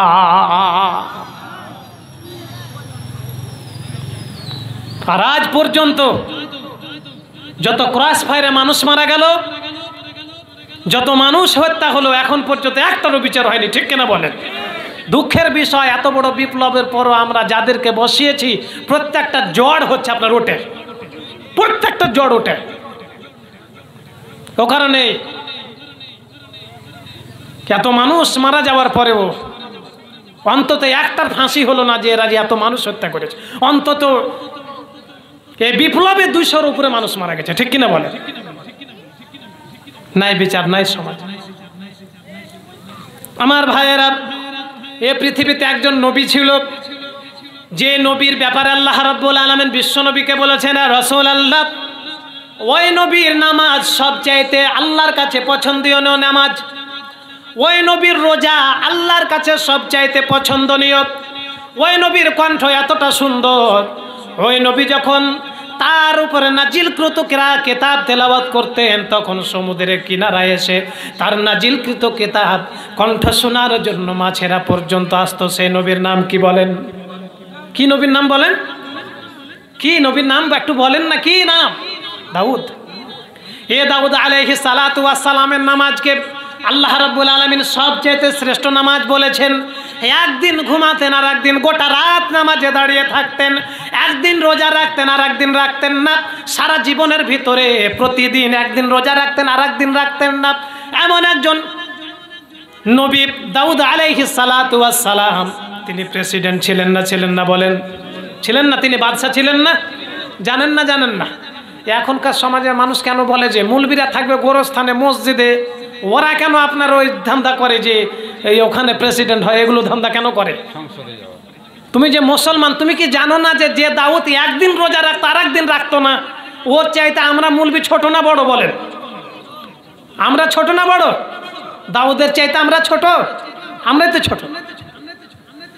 যে দাউদ আলাইহিস সালাতু ওয়াস সালাম জীবনে যতদিন বেঁচেছেন, একদিন রোজা রাখতেন আর একদিন রাখতেন না, আর একদিন রাখতেন আর একদিন রাখতেন না। পৃথিবীব্যাপী এরকম মানুষকে খুঁজে পাবেন, একটা আছে পৃথিবীতে, বলেন। তাহলে দাউদ আলাইহিস সালাতু ওয়াস সালাম এত বড় হুজুর হওয়ার পরে তিনি বাদশাহ হলেন কেন? তিনি মসজিদ নিয়ে পড়ে থাকতেন। এ দাউদ আলাইহিস সালাতু ওয়াস সালাম বাদশাহ, তিনি যতগুলো বিচার করেছেন তার বিচারের ভিতরে পর্যন্ত ত্রুটি হয়েছে। ত্রুটি হয়ে যাওয়ার কারণে সাথে সাথে আল্লাহ রাব্বুল আলামিন দাউদের সন্তান সুলাইমান আলাইহিস সালাতু ওয়াস সালামকে পর্যন্ত জ্ঞান দিয়েছিলেন, হিকমা দিয়েছিলেন।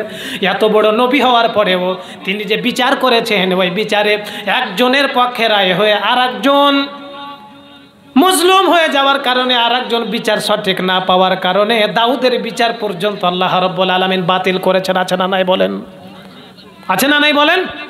নাই বিচারকে কতটা গুরুত্ব দেয় আল্লাহ রাব্বুল আলামিন। বুখারী শরীফে এসেছে যে দাউদ আলাইহিস সালাতু ওয়াস সালাম প্রেসিডেন্ট, তিনি বাদশাহ, দুইজন লোক তার রাজ দরবারে চলে এসেছে, বুখারীর হাদিস। একজন হচ্ছেন জমিওয়ালা আর একজন হচ্ছেন মেষ পালক। আমার সাথে বলেন, একজন জমিওয়ালা আর আরেকজন কি? মেষ পালক। তো জমিওয়ালা এসে বলছেন যে জাহাব্বানা, বুখারীর হাদিস, আমার একটি মাত্র জমি, এখানে শস্য ছিল, এই জমি ছাড়া আমার আর কিছুই নাই, এখান থেকে আমার সংসার চলে, আর কি এখান থেকে অন্য আমার কোনো পথ নাই। আর আমি যাকে নিয়ে এসেছি এ লোকের ওই যে মেষ, তার যে মেষ রয়েছে, ভেড়া, এগুলো ছাড়া তার আর অন্য কোনো সম্পদ নেই, এগুলো থেকে সে দুধ বিক্রি করে তার সংসার চালায়। কিন্তু দুঃখের বিষয় যে আমার একটা মাত্র জমির ফসল তার মেষে খেয়ে ফেলেছে। বিচার করে দেন, বুখারীর হাদিস। এটা শোনার পরে আল্লাহ রাব্বুল আলামিনের নবী দাউদ আলাইহিস সালাতু ওয়াস সালাম বিচার করলেন যে যার সম্পদ খেয়ে ফেলা হয়েছে, যার ফসল খেয়ে ফেলা হয়েছে, তাকে যার মেষে খেয়েছে সমস্ত মেষ সমস্ত ভেড়াগুলো ওই জমিওয়ালাকে দিয়ে দিতে হবে। কি করতে হবে বলেন? জমিওয়ালাকে দিয়ে দিতে হবে। দিয়ে দিলেন। এখন বলেন ওর জমিতে এবার ফসল না হোক, ওই ফসল নষ্ট হলো, আর একবার সে বপন করতে পারবে না? পারবে না। এবার তার নষ্ট হয়েছে, আর একবার সে লাগাতে পারবে না জমিতে ফসল। কিন্তু সমস্ত মেষ যে তার দিয়ে দেওয়া হলো, সে কি করে খাবে? ওর কি আর মেষ আছে যে মেষ উৎপাদন হবে?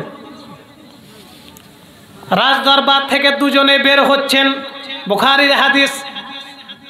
যে নবী একদিন রোজা রাখতেন আর একদিন ছেড়ে দিতেন, রাত্রে গোটা রাত নামাজ আদায় করতেন, যে নবীর কণ্ঠ শোনার জন্য সাগরের মাছগুলো পর্যন্ত চলে আসতো, এমন নবী বিচার করলেন, কিন্তু বিচারে সঠিক হলো না।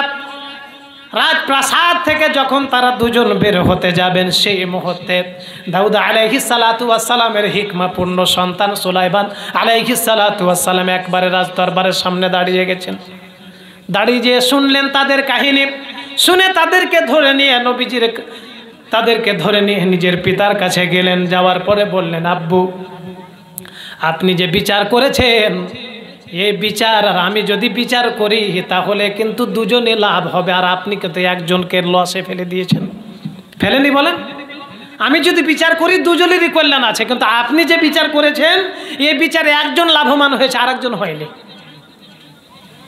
হয়েছে নাকি? একজনের সম্পদ নষ্ট হয়েছে, তার মেষ তাকে দিয়ে দেওয়া হলো, তার জমি থাকলো সে আর একবার লাগাবে, কিন্তু তার মেষই তো নাই, তার লস হলো না পুরাই। সুলাইমান আলাইহিস সালাতু ওয়াস সালামকে দাউদ আলাইহিস সালাতু ওয়াস সালাম বললেন, তুমি বিচার করো। কিভাবে করবে? আল্লাহ পাকের নবী সুলাইমান আলাইহিস সালাতু ওয়াস সালাম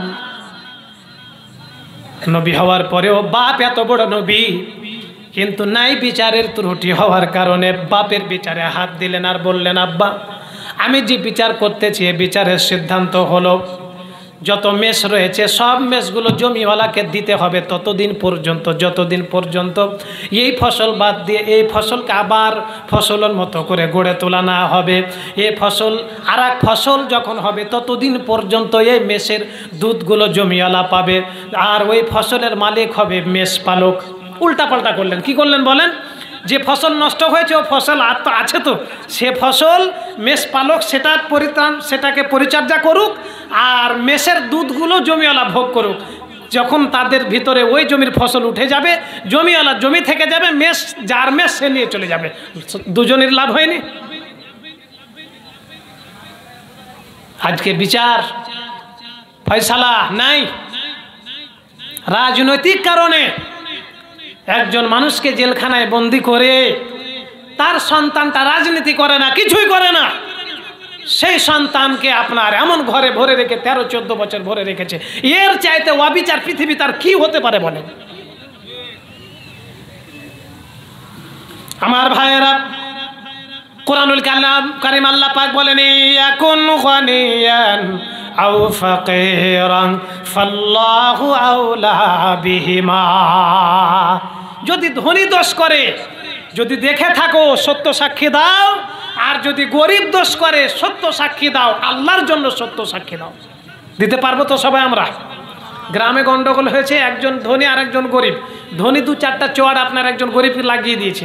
এখন বিচারের সময় বলছে, ধনী বলছে যে আমি মারিনি তাকে।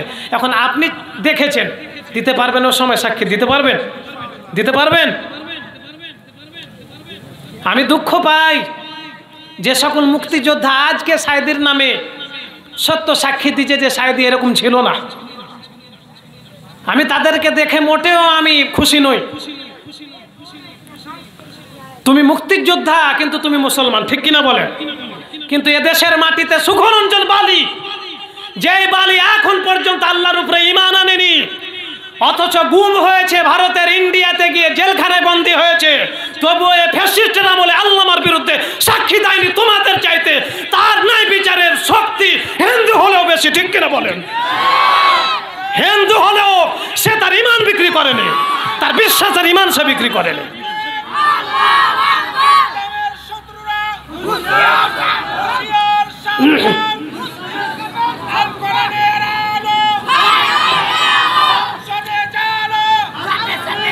আল্লাহুম্মা আমিন।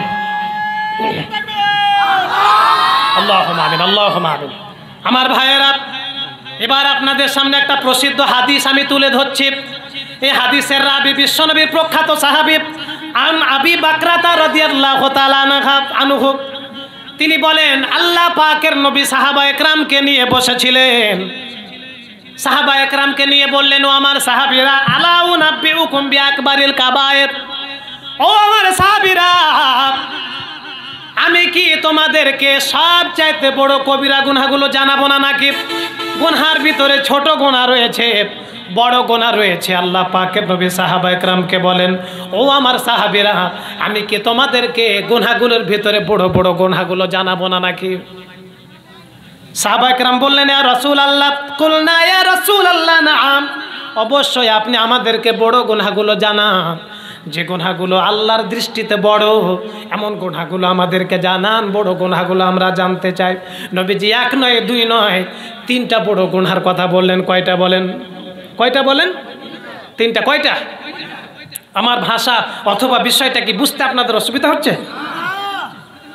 নবীজি তিনটা বড় গুনাহ বললেন। প্রথমটা আল্লাহ পাকের নবী বলেন, আল ইশরাকু বিল্লাহ, আল্লাহর সাথে শিরক করা। আল্লাহ পাকের নবী তখন যখন এই হাদিস তিনি বলতেছিলেন, তখন তিনি এমনি করে হিলাম দিয়েছিলেন। কিরকম ছিলেন বলেন তো, আমার দিকে দেখেন। তিনি যখন সাহাবা একরামকে হাদিস শোনাচ্ছিলেন, তখন তিনি এমনি করে হিলাম দিয়ে বলতেছিলেন,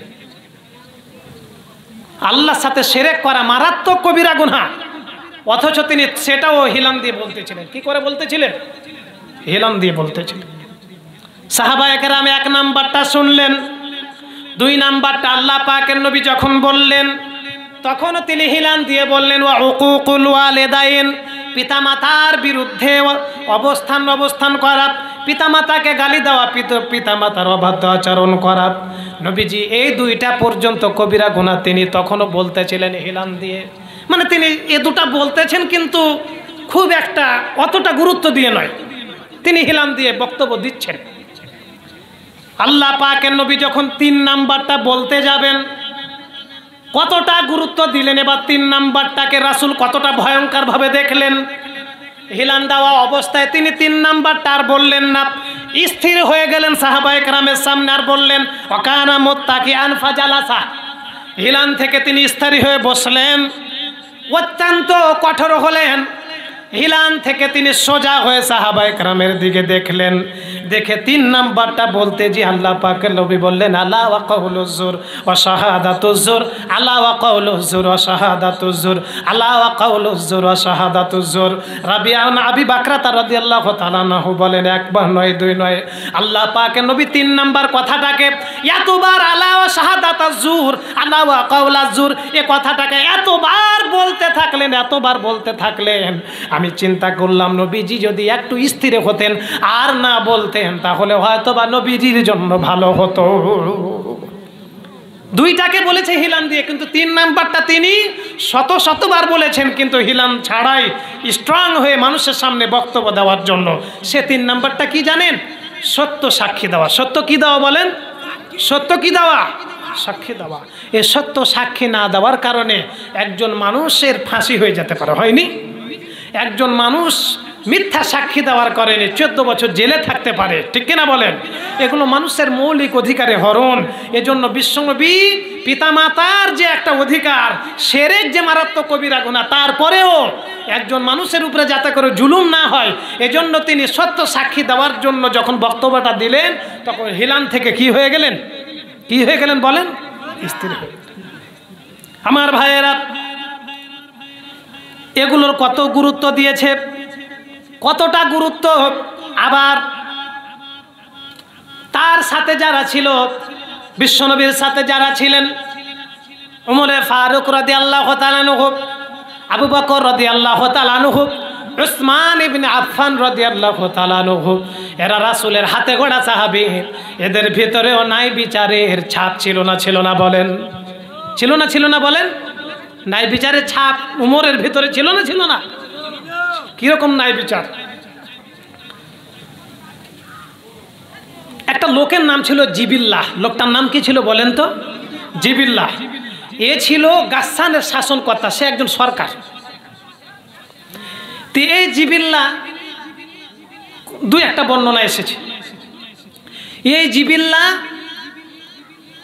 গাসসানের শাসনকর্তা, সে ছিল বাদশাহ। সে উমরে ফারুক রাদিয়াল্লাহু তাআলা আনহুর আমলে উমরে ফারুক রাদিয়াল্লাহু তাআলা আনহুকে চিঠি দিয়ে তিনি মুসলমান হয়েছিলেন। কি হয়েছিলেন বলেন? তিনি কি হয়েছিলেন? মুসলমান হয়েছিলেন উমরে ফারুক রাদিয়াল্লাহু তাআলা আনহুকে চিঠি দিয়ে।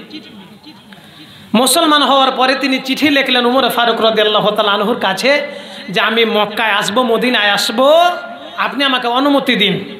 উমরে ফারুক রাদিয়াল্লাহু তাআলা আনহু ওই জিবিল্লাকে অনুমতি দিলেন এবং উমরে ফারুক রাদিয়াল্লাহু তাআলা আনহু একজন বড় মানুষ, একজন শাসনকর্তা, যেহেতু ঈমান এনেছেন তিনি ইসলামের স্বার্থের কারণে খুশি হলেন। সিরাতের ভিতরে এসেছে এই জিবিল্লা 250 জন সাথীকে নিয়ে, ঘোড়া নিয়ে, ঘোড়ার গলায় স্বর্ণের হার আর গলায় স্বর্ণের চেন দিয়ে ঘোড়া হাঁকাতে হাঁকাতে নিয়ে আসতেছে। এসে উমরে ফারুক রাদিয়াল্লাহু তাআলা আনহুর কাছে আসলেন, মদিনায় আসলেন। উমরে ফারুক রাদিয়াল্লাহু তাআলা আনহু তাকে মুসলমান হিসাবে তাকে মর্যাদা দিলেন, সম্মান দিলেন। এবার হজ্জের সময় আসলো। এই জিবিল্লা উমরে ফারুক রাদিয়াল্লাহু তাআলা আনহুর সাথে হজ করবে বলে মদিনা থেকে কোথায় রওনা দিয়েছে? কোথায়? কাবার দিকে। কোথায় বলেন? কাবার দিকে রওনা দিয়েছে হজ করবে বলে। এই জিবিল্লা কাবা শরীফের দিকে তওয়াফ করতেছেন। উমরে ফারুক রাদিয়াল্লাহু তাআলা আনহু পর্যন্ত তওয়াফ করতেছেন। এই জিবিল্লা তার চাদর গায়ে দিয়ে তাওয়াফ করতে করতে, একজন গরিব মানুষ তিনিও তাওয়াফ করতেছিলেন। জিবিল্লার চাদর গরিব লোকটার পায়ের নিচে পড়ে গেছে। জিবিল্লা একজন শাসনকর্তা, তার চাদরটা, একজন গরিব মানুষ তিনিও তাওয়াফ করতেছিলেন, তার পায়ের নিচে পড়ে গেছে চাদরটা। দুটা বর্ণনা এসেছে। চাদরটা পড়ে যাওয়ার কারণে ওই জিবিল্লা রাগ করে, একজন মুসলমান হওয়া সত্ত্বেও জিবিল্লা ধনী মানুষ বলে, শাসনকর্তা বলে, তার চাদর একজন গরিব মানুষের পায়ের নিচে গেল কেন? এজন্য যার পায়ের নিচে চাদর পড়েছিল ওই লোকটাকে, ওই তাওয়াফকারীকে একটা ঘুষি মেরেছে। কোনো বর্ণনা এসেছে নাক ফেটে গেছে। কি হয়েছে বলেন? নাক ফেটেছে। কোনো বর্ণনা এসেছে তার চোখের ক্ষতি হয়ে গেছে। ওমরে ফারুক রাদিয়াল্লাহু তাআলা আনহুর কাছে বিচার চলে গেল।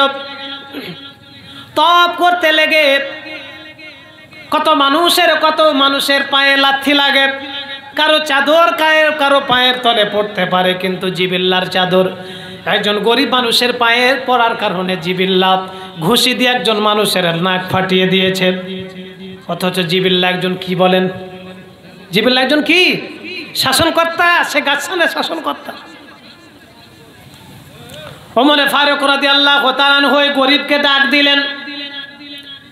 গাসসানের শাসনকর্তা জিবিল্লাকে ডাক দিলেন, যে জিবিল্লা 250 ঘোড়া নিয়ে এসেছে। ওমরে ফারুক রাদিয়াল্লাহু তাআলা আনহু জিবিল্লাকে বললেন, জিবিল্লা তুমি যেহেতু একজন মানুষের নাক ফাটিয়ে দিয়েছো, সেহেতু তোমার বিচার হবে দুইটা পদ্ধতিতে। কয়টা পদ্ধতি বলেন? কয়টা পদ্ধতিতে? কয়টাতে? দুইটা পদ্ধতিতে তোমার বিচার হবে, দুইটা পদ্ধতিতে। এক হলো তুমি যার নাক ফাটিয়েছ সে যদি তোমাকে মাফ করে দেয়, তুমি তার কাছে মাফ চাও, সে যদি তোমাকে মাফ করে দেয় তাহলে উমরের বিচার করার আর দরকার। আর যদি যার নাক ফাটিয়েছ সে যদি বিচার না করে, তাহলে কোরআনুল কারীমের ভাষায় ওয়ালাকুম ফিল কিসাস হায়াতু ইয়া উলিল আলবাব, তুমি যার নাক ফাটিয়েছ তোমারও নাক ফাটিয়ে দেওয়া হবে। এটাকে কোরআনে বলে কিসাস। এটাকে কি বলে বলেন? কিসাস। জিবিল্লা বলেন, আমি হচ্ছে একজন শাসনকর্তা, নরমাল একজন গরিব মানুষকে মারার কারণে এই বিচার আপনি করতেছেন, আপনার মাথা ঠিক আছে নাকি? ওমরে ফারুক রাদিয়াল্লাহু তাআলা আনহু বলেন, ইসলামের ভিতরে ধনী আর গরিব নাই, বিচার হতে হবে, সমান বিচার হতে হবে। কি বলেন? কে শাসনকর্তা আর কে গরিব তাওয়াফ করতেছিল এতটুকু দেখার কোনো দরকার নাই, আমি বিচার করতে চাই। জিবিল্লা বলেন, আমি ঈমান এনেছি, এর জন্য ঈমান এনেছি যে আমি একজন শাসনকর্তা। আমি ঈমান আনার কারণে ইসলামের ভিতরে আমাকে অনেক মর্যাদা দেওয়া হবে, আমাকে অনেক দাম দেওয়া হবে। কিন্তু আপনি যে ফয়সালা দিতেছেন, আমি একজন রাজা বাদশাহ, অথচ একজন নর্মাল মানুষের নাক ফাটিয়ে দেওয়ার কারণে আমারও নাক সে ফাটিয়ে দিবে, এটা কেমন করে হয়? এটা যদি হয় তাহলে আমি কিন্তু এটা মেনে নিতে পারবো না। ওমরে ফারুক রাদিয়াল্লাহু তাআলা আনহু বলেন, এটাই বিচার, তোমাকে মেনে নিতে হবে। জিবিল্লাহ বলেন, এটা যদি বিচার হয় তাহলে আমি খ্রিস্টান ধর্মে ছিলাম, আমি মুসলমান হয়েছিলাম, আবার আমি খ্রিস্টানে হয়ে যাব। ওমরে ফারুক রাদিয়াল্লাহু তাআলা আনহু বলেন, ইসলামের নিয়ম হলো কেউ যদি ইসলামের ভিতরে আসে, তারপরে যদি সে আবার ইসলাম থেকে বের হতে চায়, তাহলে তার বেঁচে থাকার অধিকার নাই। তুমি হিন্দু আছো ভালো, কিন্তু ঈমান আনার পরে আবার মুরতাদ যদি কেউ হয়, তাহলে বেঁচে থাকার অধিকার তার নাই। তোমাকে মরতে হবে অথবা নাক ফাটা হবে, তোমার কোনটা মানবে? জিবিল্লাহ একজন শাসনকর্তা হওয়ার পরেও ওমরে ফারুক রাদিয়াল্লাহু তাআলা আনহু তার বিচার করতেছেন। দেখেন নাই বিচার কাকে বলে। ওমরে ফারুক রাদিয়াল্লাহু তাআলা আনহুকে জিবিল্লাহ বলেন, ওমর, আমি এই বিচার মানবো না, ঈমান ছেড়ে দিব। দুইটার জন্য আমাকে রাতের সিদ্ধান্ত দিতে হবে। কি দিতে হবে? রাতে আমাকে সিদ্ধান্ত দিতে হবে। ওমরে ফারুক বলেন, দূর সরকার আর কে, কোনো কথা নেই, তোমার সিদ্ধান্ত এখনই, তোমার বিচার কার্যকর হবে, তোমার কোনো সিদ্ধান্ত চলবে না। এবার যার নাক ফাটিয়েছে সে বলছেন, আমিরুল মুমিনিনকে বলতেছেন, ওমর ফারুক রাদিয়াল্লাহু তাআলা আনহুকে, আমার পক্ষ থেকে আমি তাকে একটা রাত চিন্তার জন্য সময় দিলাম। ওমর ফারুক বললেন, যদি সময় দেয় তাহলে আমার পক্ষ থেকে কিছু করার নেই। রাতের অন্ধকারে ন্যায় বিচার মানলে লাখ ফেটে যাবে বলে দৌড় দিয়ে পালিয়েছে। এই জিবিল্লাহ, ঠিক কিনা বলেন? আজকে মুসলমান দাবি করে জাকির নায়েকের জায়গায় ইন্ডিয়াতে হয় না, আমাদের বুবুর কেন হয়? জাকির নায়েকও মুসলমান, বুবুও মুসলমান, কিন্তু জাকির নায়েক কোন ধরনের মুসলমান যে তার জায়গা ইন্ডিয়াতে হয় না, কিন্তু আমাদের একজন নারী মুসলমানের কেমন করে হয় বলেন? একজন হিন্দু আর একজন মুসলমানকে নিজের দেশের লোককে মামলা দিয়ে তাড়িয়ে বের করে দেয়, আর এক দেশের লোককে নিয়ে মুসলমান হওয়া সত্ত্বেও তাকে জায়গা দেয়। বুঝতে হবে তার মুসলমানের ভিতরে প্যারালাইসিস আছে, ঠিক কিনা বলেন? এই জন্য এই নাই বিচার সমাজে দেখতে পায়। এক বংশ আর এক বংশর মেয়ে ছেলে ধরা পড়েছে, হয় না? দেখবেন যে বংশ জোড়াল একটু ক্ষমতা আছে, ওই বংশের দিকে গোটা গ্রামবাসী, হয় না বলেন? রাতের অন্ধকারে আপনার কোনো জায়গাতে একজন ছেলে একজন মেয়ে কোনো গ্রামে ধরা পড়েছে, এখন জরিমানা হবে। মেয়ে হচ্ছে অত্যন্ত গরিব, তখন বলে যায় তোর কিসের জরিমানা, এটা দুজনই দোষ আছে করে বের করে দেয়। মানে ওই যে ছেলের গুদ্দা আছে, কি আছে বলেন, এরকম হয় না? এটা মারাত্মক কবিরা গুনাহ, এবং এটার উপর প্রতিবাদ করে আল্লাহ রাব্বুল আলামিন সূরা মায়েদায় আয়াত নাযিল করেছেন, ইয়া আইয়ুহাল্লাযীনা আমানু কুনু কওয়ামিনা লিল্লাহি শুহাদাআ বিল কিসত ওয়া লা ইয়াজরিমান্নাকুম শানাআনু কওমিন আল্লাহ তা'দিলু ই'দিলু হুয়া আকরাবু লিত্তাকওয়া ওয়াত্তাকুল্লাহা ইন্নাল্লাহা খাবীরুম বিমা তা'মালুন। আল্লাহু আকবার। আল্লাহ পাক বলেন, হে ইমানদারেরা, তোমরা যখন বিচার ফয়সালা করবে, নাই বিচার করবে, আর কোন বংশের দিকে যেন তোমাদের টান না হয় না? আল্লাহ পাক বলছেন কোন বংশের দিকে লক্ষ্য করে যাতে তোমরা ন্যায় বিচার থেকে সরে না যাও। শানাআনু কওমিন আলা আল্লাহ তা'দিলু, ন্যায় বিচার করো, ই'দিলু, আবার বলছেন ন্যায় বিচার করো। আমার ভাইয়েরা, আলোচনা আমি শেষ করব ন্যায় বিচারের। উমরে ফারুক রাদিয়াল্লাহু তাআলা আনহু যে ন্যায় বিচার করেছেন, আজকে উমরকে মানুষ সাহাবী মানে, উমরে ফারুক রাদিয়াল্লাহু তাআলা আনহুকে রাসূলের সাহাবী মানা সত্ত্বেও, যারা নিজেদেরকে মুসলমান দাবি করা সত্ত্বেও স্বার্থের কারণে বিশিষ্ট আলেমে দ্বীনগুলোকে পর্যন্ত মানুষেরা ফাঁসি কাস্টে ঝুলিয়েছে, ঠিক কিনা বলেন? বিশিষ্ট একটা স্বার্থের কারণে। অথচ মানুষেরা রাসূলের উম্মত দাবি করে মুসলমানকে কষ্ট দেয়, মুসলমানের গলায় দড়ি ঝুলায়, কফ ফায়রা মানুষ মারে, ধরে বই নিয়ে মামলা দেয় পেট্রোলের, ঠিক কিনা বলেন? এত অবিচার, এত অন্যায় অবিচার, দেল পচে যায় এগুলো করলে। উমরে ফারুক রাদিয়াল্লাহু তাআলা আনহু হচ্ছেন অর্ধ পৃথিবীর খলিফা। কতটুকু বলেন, কতটুকু? এই পৃথিবীর অর্ধেকের শাসনকর্তা উমরে ফারুক রাদিয়াল্লাহু তাআলা আনহু। তিনি শাসন কার্যে বসে আছেন। মিশর একটা হচ্ছে প্রদেশ তখনকার আমলে, সেই মিশরের প্রদেশে বিশ্বনবীর সাহাবী আমর ইবনুল আস রাদিয়াল্লাহু তাআলা আনহু হচ্ছেন ওখানকার শাসনকর্তা। মানে উমরে তাকে নিযুক্ত করেছেন। কে নিযুক্ত করেছেন বলেন? কে নিযুক্ত করেছেন? উমর তাকে নিযুক্ত করেছেন। তো মিশরের একটা লোক মিশর থেকে আপনার কষ্ট করে কাঁদতে এসে উমরে ফারুক রাদিয়াল্লাহু তাআলা আনহুর কাছে এসে বলছেন, আমিরুল মুমিনিন, আমি আপনার কাছে ন্যায় বিচার পেতে এসেছি। কি বিচার পেতে? কি বিচার পেতে বলেন? ন্যায় বিচার পাওয়ার জন্য আপনার কাছে এসেছি। উমরে ফারুক রাদিয়াল্লাহু তাআলা আনহু বলেন, ও মিশরের মানুষ, তুমি এমন এক জায়গায় এসেছো যেখানে ন্যায় বিচারই করা হয়। আমি তো সেই উমর যে ন্যায় বিচার করার জন্য আজকে শাসন কার্যে বসে আছি। কি হয়েছে বলো? মিশরের সাধারণ একজন মানুষ উমরে ফারুক রাদিয়াল্লাহু তাআলা আনহুকে বললেন, আমিরুল মুমিনিন, মিশরে আমাদের একটা ঘোড়ার প্রতিযোগিতা হয়, ঘোড়া দৌড়ের প্রতিযোগিতা হয়। এই প্রতিযোগিতায় আমি অংশগ্রহণ করেছিলাম। আর মিশরের গভর্নর আমর ইবনুল আস রাদিয়াল্লাহু তাআলা আনহুর ছেলে পর্যন্ত এই প্রতিযোগিতায় অংশগ্রহণ করেছিল। সে ওখানকার সরকার আমর ইবনুল আস রাদিয়াল্লাহু তাআলা আনহুর ছেলে ঘোড় দৌড় প্রতিযোগিতায় অংশগ্রহণ করেছিল। আর আমি একজন গরিব মানুষ, আমিও ঘোড়ার প্রতিযোগিতা, ঘোড়া দৌড়ের প্রতিযোগিতায় অংশগ্রহণ করেছিলাম।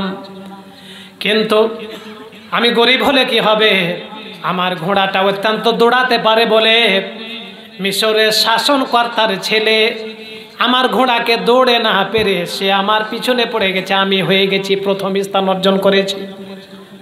আমি হয়েছি প্রথম ঘোড়া দৌড়ে, আমি একজন গরিব মানুষ, আমি হয়েছি প্রথম স্থান অর্জন করেছি আমি। আর মিশরের সরকার যে তার ছেলে অংশগ্রহণ করেছে, সে কি হয়েছে বলেন? সে ফার্স্ট হতে পারেনি। এতটুকুর আগে আমর ইবনুল আসের ছেলে, আমর ইবনুল আস হচ্ছে বিশ্বনবীর হাতে গড়া সাহাবী। আমর ইবনুল আস রাদিয়াল্লাহু তাআলা আনহুর ছেলে, যে লোকটা ফার্স্ট হয়েছে তার এমনি করে ধরে, তাকে এমনি করে ধরে আপনার দুই একটা চড় লাগিয়ে দিয়েছে তাকে। কেন তুই ফার্স্ট হলি? আমি তো ফার্স্ট হতাম, আমি তো হচ্ছে গভর্নরের ছেলে, আমাকে ফার্স্ট না হওয়ার সুযোগ না দিয়ে তুই কেন ফার্স্ট হলি? কেন এটা করলি? হয় না এরকম? হয় না বলেন? দেখে দেখে চাকরি দেওয়া হয়। আপনার লক্ষ্য যোগ্যতা থাকা সত্ত্বেও আপনি মুক্তিযোদ্ধা কি না, আপনার পরিবার উমুক করে কি না, খোঁজ নিয়ে নিয়ে দেওয়া হয়েছে। হয়নি? এরকম হয়নি? অথচ যোগ্যতা থাকা সত্ত্বেও মানুষ ঘুরে বেড়েছে। আর মিশরের যে গরিব লোক, সে যে ফার্স্ট হয়েছে, সে কি দুর্নীতি করে ফার্স্ট হয়েছে? ওই মিশরের গভর্নরের আগে চলে গেছে না আসলে যোগ্যতার বলে? কিসের বলে বলেন? যোগ্যতার বলে। আমি ফার্স্ট হয়েছি বলে মিশরের গভর্নরের ছেলে আমাকে মেরেছে। ওমরে ফারুক রাদিয়াল্লাহু তাআলা আনহু মুহূর্ত দেরি না করে চিঠি পাঠিয়ে দিলেন। তখন তো চিঠির যুগ। চিঠি পাঠিয়ে দিয়ে বললেন, আমর ইবনুল আসকে আমার দরবার আসতে বলো এবং তার ছেলেকে আসতে বলো। আমর ইবনুল আস চলে আসলেন, তার ছেলে চলে আসলেন, চতুর্দিকে সাহাবায়ে কেরাম দাঁড়ানো। ওমরে ফারুক রাদিয়াল্লাহু তাআলা আনহু এবার সাহাবায়ে কেরামের সামনে বলেন, ও আমার সাহাবীরা, যে লোকটা মিশরের গরিব লোক আমার দরবারে বিচার দিয়েছে, সে লোকটা আছে নাকি? দাঁড়াও। মিশরের লোকটা দাঁড়িয়ে গেছে। দাঁড়িয়ে যেয়ে বলছে, আমিরুল মুমিনিন, আমি আছি। আমিরুল মুমিনিন এবার মিশরের গরিব লোকটার হাতে একটা দিয়ে দিলেন, তার হাতে দোররা দিয়ে দেওয়ার পরে এবার বললেন, সম্ভ্রান্ত লোক, যাকে তুমি ফার্স্ট হয়েছে বলে যে তোমাকে মেরেছে, ও আমর ইবনুল আস গভর্নরের ছেলে হলে কি হবে? তুমি তাকে মারতে থাকো। একজন সাধারণ মানুষ এবার কার উপরে মার দিবে? কার উপরে মার দিবে বলেন? একজন সরকারের ছেলের উপরে মার দিবে। আনাস রাদিয়াল্লাহু তাআলা আনহু পাশেই ছিলেন। মারতে মারতে মারতে মারতে মিশরের গভর্নরের ছেলে আমর ইবনুল আসের ছেলের শরীর দিয়ে রক্ত বের হতে লাগলো। আনাস রাদিয়াল্লাহু তাআলা আনহু বলেন, আমরা মনে করলাম যাতে করে আর না মারা হয় জন্য ওমরে ফারুক রাদিয়াল্লাহু তাআলা আনহুকে আমরা অন্তত একটু অনুরোধ করব। কিন্তু ন্যায় বিচারের জায়গাতে অনুরোধ করার মতো উমরের সামনে কার ক্ষমতা আছে নাকি বলেন? মারতে মারতে রক্ত বের হয়ে গেলে উমরের ন্যায় বিচারের কারণে এবার আমিরুল মুমিনিন ওমরে ফারুক রাদিয়াল্লাহু তাআলা আনহু মিশরের গরিব লোকটাকে বলতেছে, এবার মিশরের গভর্নর আমর ইবনুল আসকে এবার তুমি মারতে থাকো, তার ছেলেকে মারা শেষ, এবার তুমি আমর ইবনুল আসকে তুমি এবার মারতে থাকো। চিন্তা করতে পারা যায়? চিন্তা করেছেন একজন প্রেসিডেন্ট উমরে ফারুক রাদিয়াল্লাহু তাআলা আনহু আর একজন প্রাদেশিক শাসনকর্তা ছেলেকে মার দিলেন, আবার বলতেছেন ওই প্রাদেশিক শাসনকর্তাকে মারো। মিশরের গরিব লোক বলছেন, আমিরুল মুমিনিন আমাকে যে মেরেছে আমি তাকে মেরেছি, আমি তো ওকে মারতে পারবো না, ও যেহেতু আমার সাথে দোষ করেনি। এর চাইতে ন্যায় বিচারের দৃষ্টান্ত পৃথিবীতে মুসলমান হওয়া সত্ত্বেও, সাহাবায়ে কেরামের জীবনী পড়া সত্ত্বেও পৃথিবীতে যারা অবিচার করে দাড়ি পাকা মুরব্বীদের আলেমদেরকে যারা শেষ করে দিল, রাজনৈতিক কারণে যারা দড়িতে ঝুলিয়ে মারলো, আসলে তারা ন্যায় বিচারক হতে পারে বলেন? কখনো হতে পারে? মুসলমানের রক্ত আর একজন মুসলমানের হাতে হয়, চিন্তা করা যায় এর চাইতে নিকৃষ্ট মুসলমান পৃথিবীতে আর কি? এই জন্য এই ন্যায় বিচার পৃথিবীব্যাপী করেছেন আল্লাহ রাব্বুল আলামিন। কোরআনুল কারিমে ন্যায় বিচার করতে বলেছেন, সাহাবায়ে কেরাম ন্যায় বিচার করেছেন, আবার বিশ্বনবী ন্যায় বিচার করেছেন, ওমরে ফারুক রাদিয়াল্লাহু তাআলা আনহু করেছেন, ওসমান রাদিয়াল্লাহু তাআলা আনহু বিচার করেছেন। ওসমান রাদিয়াল্লাহু তাআলা আনহুর একটা চাকর ছিল, কি ছিল বলেন তো? এই চাকর একজন উটনিকে খেতে দিচ্ছে, একটা মহিলা উটনিকে খেতে দিচ্ছে, তো তিনি যা খেতে দিচ্ছেন এটা উমরে ফারুক রাদিয়াল্লাহু তাআলা আনহু ওসমান রাদিয়াল্লাহু তাআলা আনহু পছন্দ করলেন না। এই জন্য তিনি নিজের চাকরের কানটাকে এমনি করে ধরেছে, টান মেরেছে, একটা টান মেরেই ওসমান রাদিয়াল্লাহু তাআলা আনহু ঘরে এসেই চিন্তা করেছেন, আমি বোধহয় জুলুম করে ফেললাম, আমি বোধহয় অন্যায় করে ফেলেছি, অবিচার করে ফেলেছি। ঘুমাতে পারেন না, চলে গেলেন নিজের চাকরের কাছে, যেয়ে বলছেন, আমি তোমার কান টেনেছি, আমি অপরাধ করেছি, তুমি আমার কান টেনে অন্তত কিয়ামতের ময়দানে মহান বিচারের দিন যাতে করে আমি আসামি না হয়, জন্য তুমি আমার কান টেনে ন্যায় বিচারের দৃষ্টান্ত স্থাপন করো তুমি। চাকর বলতেছেন, আমিরুল মুমিনিন আপনি একজন মুনিব, আপনার কান কেমন করে আমি টানবো? ওসমান রাদিয়াল্লাহু তাআলা আনহু বারবার বলতেছেন, টানো টানো। এক পর্যায়ে তিনি টানলেন, কিন্তু আস্তে টানলেন। কি করলেন বলেন? আস্তে টানলেন। ওসমান রাদিয়াল্লাহু তাআলা আনহু বললেন, না এখনো ন্যায় বিচার হয়নি, এ ন্যায় বিচার না হলে কিয়ামতের ময়দানে আসামি হয়ে যাব আমি, এর জন্য আমি তোমাকে যত জোরে টান মেরেছি তত জোরে টান মেরে তুমি ন্যায় বিচার করে আমাকে ওই কঠিন মহান বিচারের দিন আমাকে আসামি থেকে রক্ষা করে দাও। এই চিন্তা চেতনা যদি কারো থাকে, আমার মনে হয় পৃথিবীব্যাপী অন্তত মুসলমানের হাতে মুসলমানের ক্ষতি হয় না, ঠিক কিনা বলে? আমার ভাইয়েরা, অনেক আলোচনা করলাম, অনেক বিষয় আছে। দাউদ আলাইহিস সালাতু ওয়াস সালামের আরেকটা বিচার, এটাও বুখারীতে এসেছে, যে দাউদ আলাইহিস সালাতু ওয়াস সালামের দরবারে ন্যায় বিচার পাওয়ার জন্য দুইজন নারী এসেছে। কয়জন নারী বলেন তো? কয়জন নারী বলেন? দুইজন নারী এসেই বলছেন, আমিরুল মুমিনিন এসেই বলছেন, বাদশাকে বলছেন, দাউদ আলাইহিস সালাতু ওয়াস সালামকে বলতেছেন যে আমাদের দুইজনের দুইটা সন্তান ছিল। কয়টা ছিল বলেন? একটা সন্তানকে বাঘে খেয়ে ফেলেছে, বুখারীর হাদিস। এখন দুইজনের একটা সন্তানকে বাঘে খেয়ে ফেলেছে, একটা সন্তান আছে। কয়টা আছে বলেন? কিন্তু এই সন্তানের দাবি দুজন নারী করতেছে। দুজন নারী বলতেছেন এই সন্তান আমার, এ সন্তান, এই নারীও বলছেন এ সন্তান আমার, ওই নারীও বলতেছেন ওই সন্তান আমার। দাউদ আলাইহিস সালাতু ওয়াস সালাম একজন, একটা ছেলে রয়েছে, দাবি হচ্ছে দুইজনের, আর একটাকে তো খেয়ে ফেলেছে বাঘে। দুইজন নারীর ভিতরে দাউদ আলাইহিস সালাতু ওয়াস সালাম রায় দিলেন, ওই দুইজন নারীর ভিতরে যে নারী বড় নারী, যার বয়স বেশি, ওই নারীকে ওই সন্তানটা দেওয়ার জন্য দিলেন। দুইজন নারীর একটা সন্তান, কিন্তু কার সন্তান বোঝা যাচ্ছে কি? দুইজনই দাবি করতেছে। দাউদ আলাইহিস সালাতু ওয়াস সালাম ফয়সালা করলেন যে যে নারীর বয়স বেশি, একটু বেশি বয়স, ওই নারীকে ওই সন্তানটা দেওয়া হোক। এই সন্তান দেওয়ার পরে দুজনেই বের হয়ে যাচ্ছে, আবার মেন গেটে দেখা কার সাথে বলেন তো? সুলাইমান আলাইহিস সালাতু ওয়াস সালামের সাথে। কার সাথে বলেন? সুলাইমান আলাইহিস সালাতু ওয়াস সালামের সাথে। এ সুলাইমান আলাইহিস সালাতু ওয়াস সালাম আবার বাপের কাছে চলে যেয়ে বলছেন, আপনি মহান নবী, আপনি আমার পিতা, কিন্তু আমি যদি বিচার করতাম তাহলে এ বিচার হতো না, আমি একটু ভিন্ন বিচার করতাম।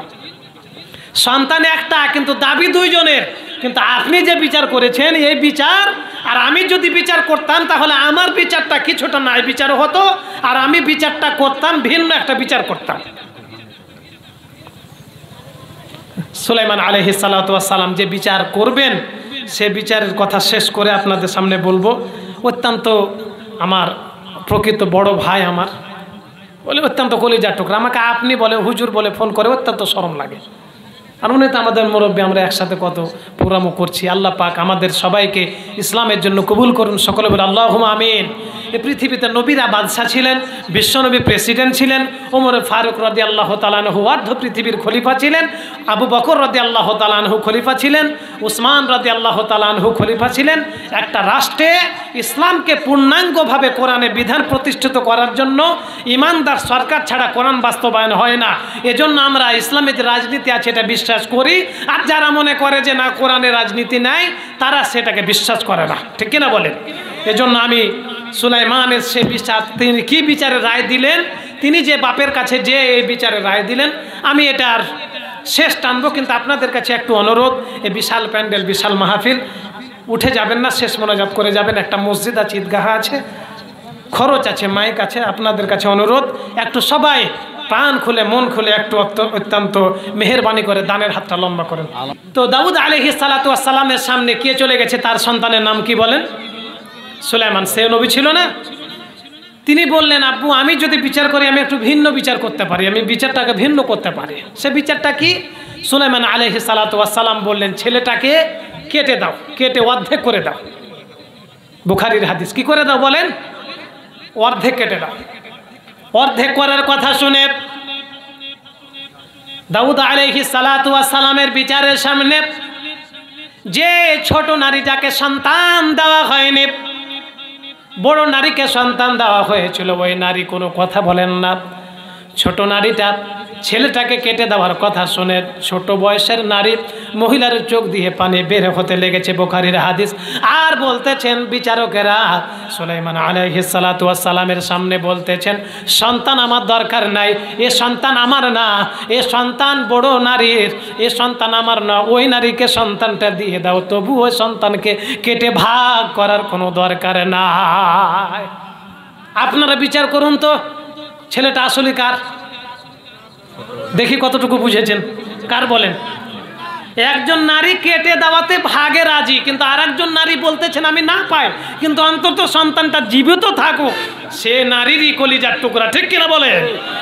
এরকম ন্যায় বিচার আজকে পৃথিবীব্যাপী আল্লাহ রাব্বুল আলামিন প্রতিষ্ঠিত করুন। ন্যায় বিচারের প্রতীক, ন্যায় বিচার ইনসাফের প্রতীক আল্লাহ রাব্বুল আলামিন বিজয়ী করে অন্তত বাংলাদেশের জমিনে অন্তত কোরআন দিয়ে আল্লাহ রাব্বুল আলামিন একটা ন্যায় বিচার এই দেশে প্রতিষ্ঠিত করার তৌফিক দান করুন, এবং আমরা যাতে করে ন্যায় বিচার প্রতিষ্ঠিত করার জন্য কাজ করতে পারি। সকলে বলে আল্লাহুম্মা আমিন। আজ ওরে বলেন আল্লাহুম্মা আমিন। এমনি করে করে ন্যায় বিচারের বহু কথায় আপনার বাপ, ওই বাপের সম্পত্তি আপনি পাবেন, ঠিক কিনা বলেন? পাবেন কি পাবে না? এটাকে আরবিতে বলা হয় ওয়ারিস। আরবিতে কি হয় বলেন? ওয়ারিস। এ জান্নাতের ওয়ারিস হতে চান? পিতার যেমন সম্পদ আপনার ভাগ আছে, জান্নাতে ভাগ নিতে চান? সবাই চান? একটু হাত তুলেন তো, কে কে চাই? জান্নাতের ওয়ারিস হতে চায়, জান্নাতের পরিবার হতে চায়। কে কে চান? সবাই চাই আমরা, ঠিক কিনা বলেন? বিশ্বনবী রায়, বিশ্বনবী রিয়াদুস সালেহিনের ভিতরে বলেছেন, কেউ যদি জান্নাতের ওয়ারিস হতে চায় তার ভিতরে তিনটা গুণ থাকতে হবে। কয়টা বলেন? কয়টা বলেন?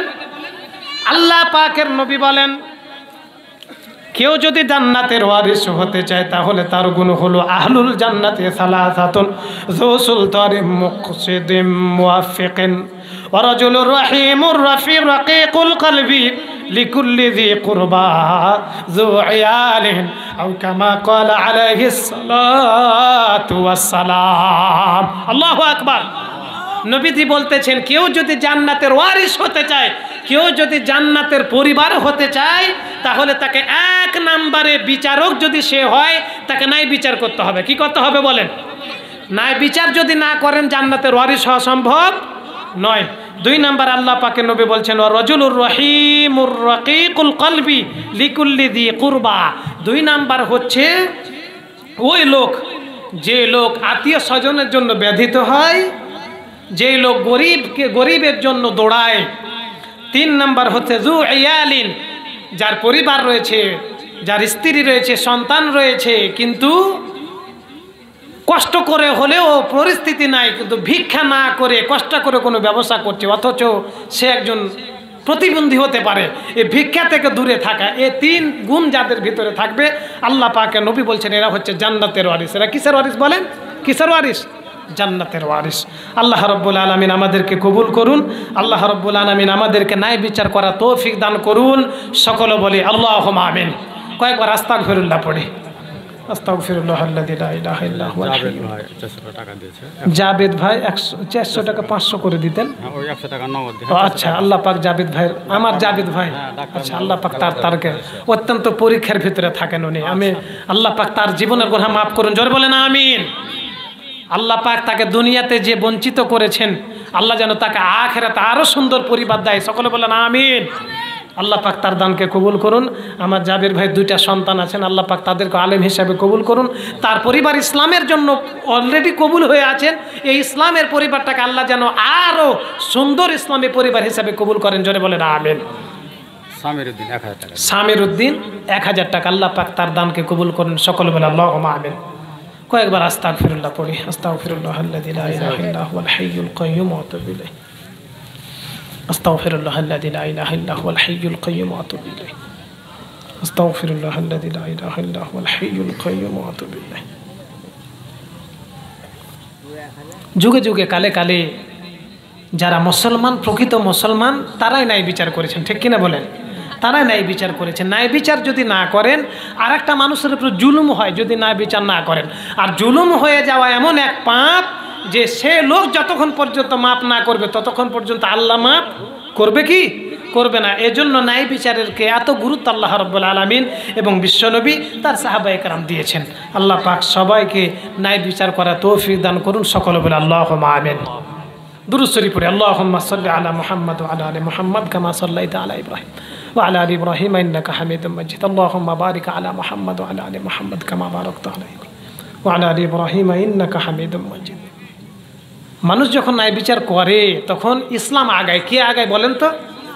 যখন মুসলমান যখন ন্যায় বিচার করে, ইসলাম তখন আগাতে থাকে, ইসলাম তখন তার গন্তব্যে পৌঁছতে থাকে। যেমন আলী রাদিয়াল্লাহু তাআলা আনহু, তিনি যখন প্রেসিডেন্ট ছিলেন, তিনি যখন খলিফা ছিলেন, তো তার একটা যুদ্ধের বর্ম হারিয়ে গেছে।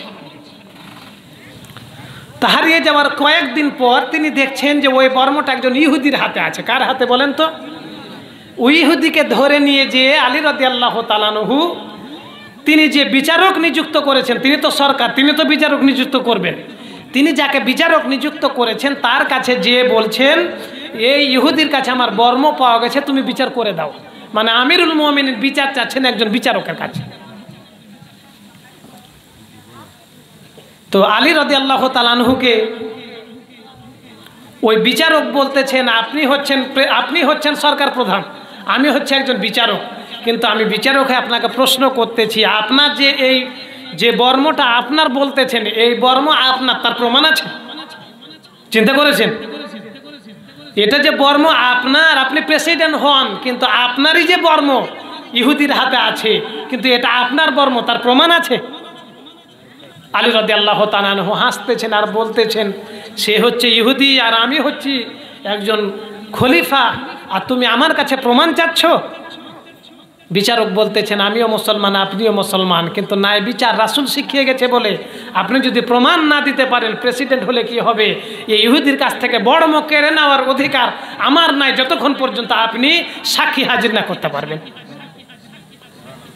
আমিরুল মুমিনিন আলী রাদিয়াল্লাহু তাআলা আনহু বলছেন, আমার কোনো সাক্ষী নাই। বিচারক বলতেছেন, তাহলে বর্ম আপনার না, ইহুদির বর্ম, সে নিয়ে চলে যাক।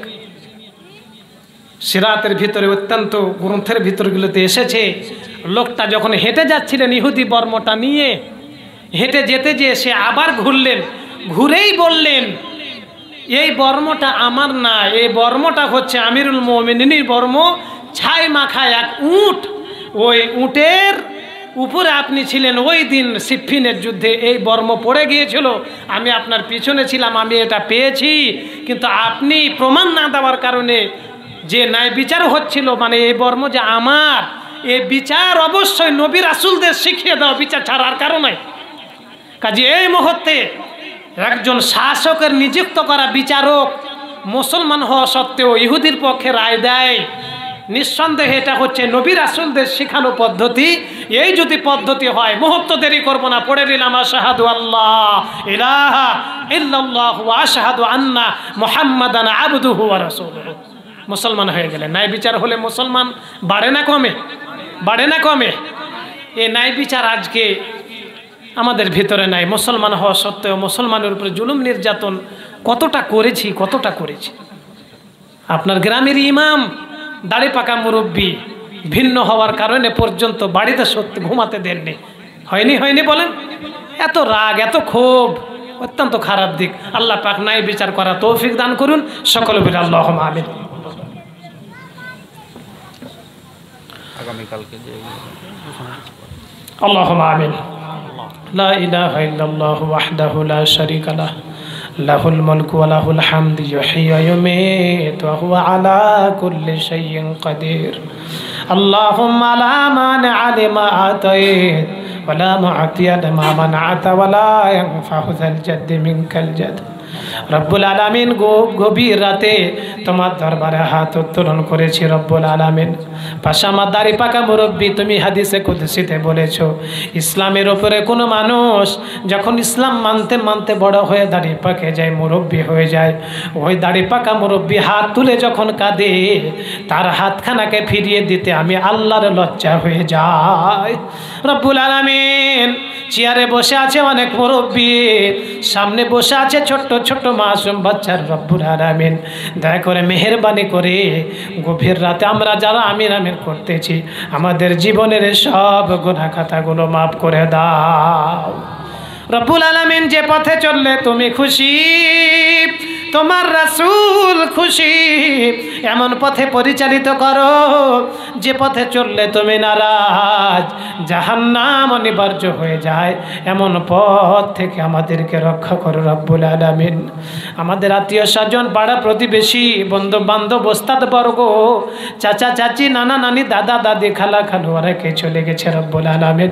দয়া করে মেহেরবানি করে আমাদের আত্মীয় স্বজন যে যেখানে শায়িত আছে রব্বুল আলামিন, সবার কবরগুলোকে জান্নাতের টুকরা হিসেবে কবুল করে নাও রব্বুল আলামিন। আমার প্রিয় জায়গা কয়লাবাড়ি, এই গোরস্থানে যত মুরব্বী এবং নারী পুরুষ শুয়ে আছে, যতজন কালেমাকে বাস্তবায়ন করার স্বপ্ন দেখে তোমাকে সেজদা দিয়ে আজকে তোমার ডাকে সাড়া দিয়ে কয়লাবাড়ি গোরস্থানে শুয়ে আছে রব্বুল আলামিন, তাদের জিন্দেগির সব গুনাহ খাতাগুলো মাফ করে দাও রব্বুল আলামিন।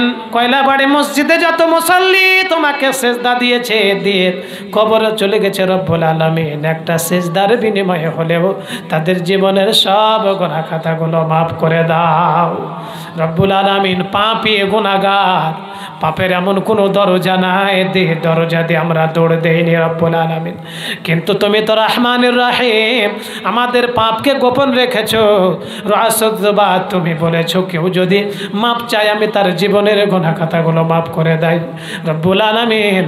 দয়া করে মেহেরবানি করে আমরা যারা আমিন আমিন করতেছি, আমাদের জীবনের সব গুনাহ খাতাগুলো মাফ করে দাও।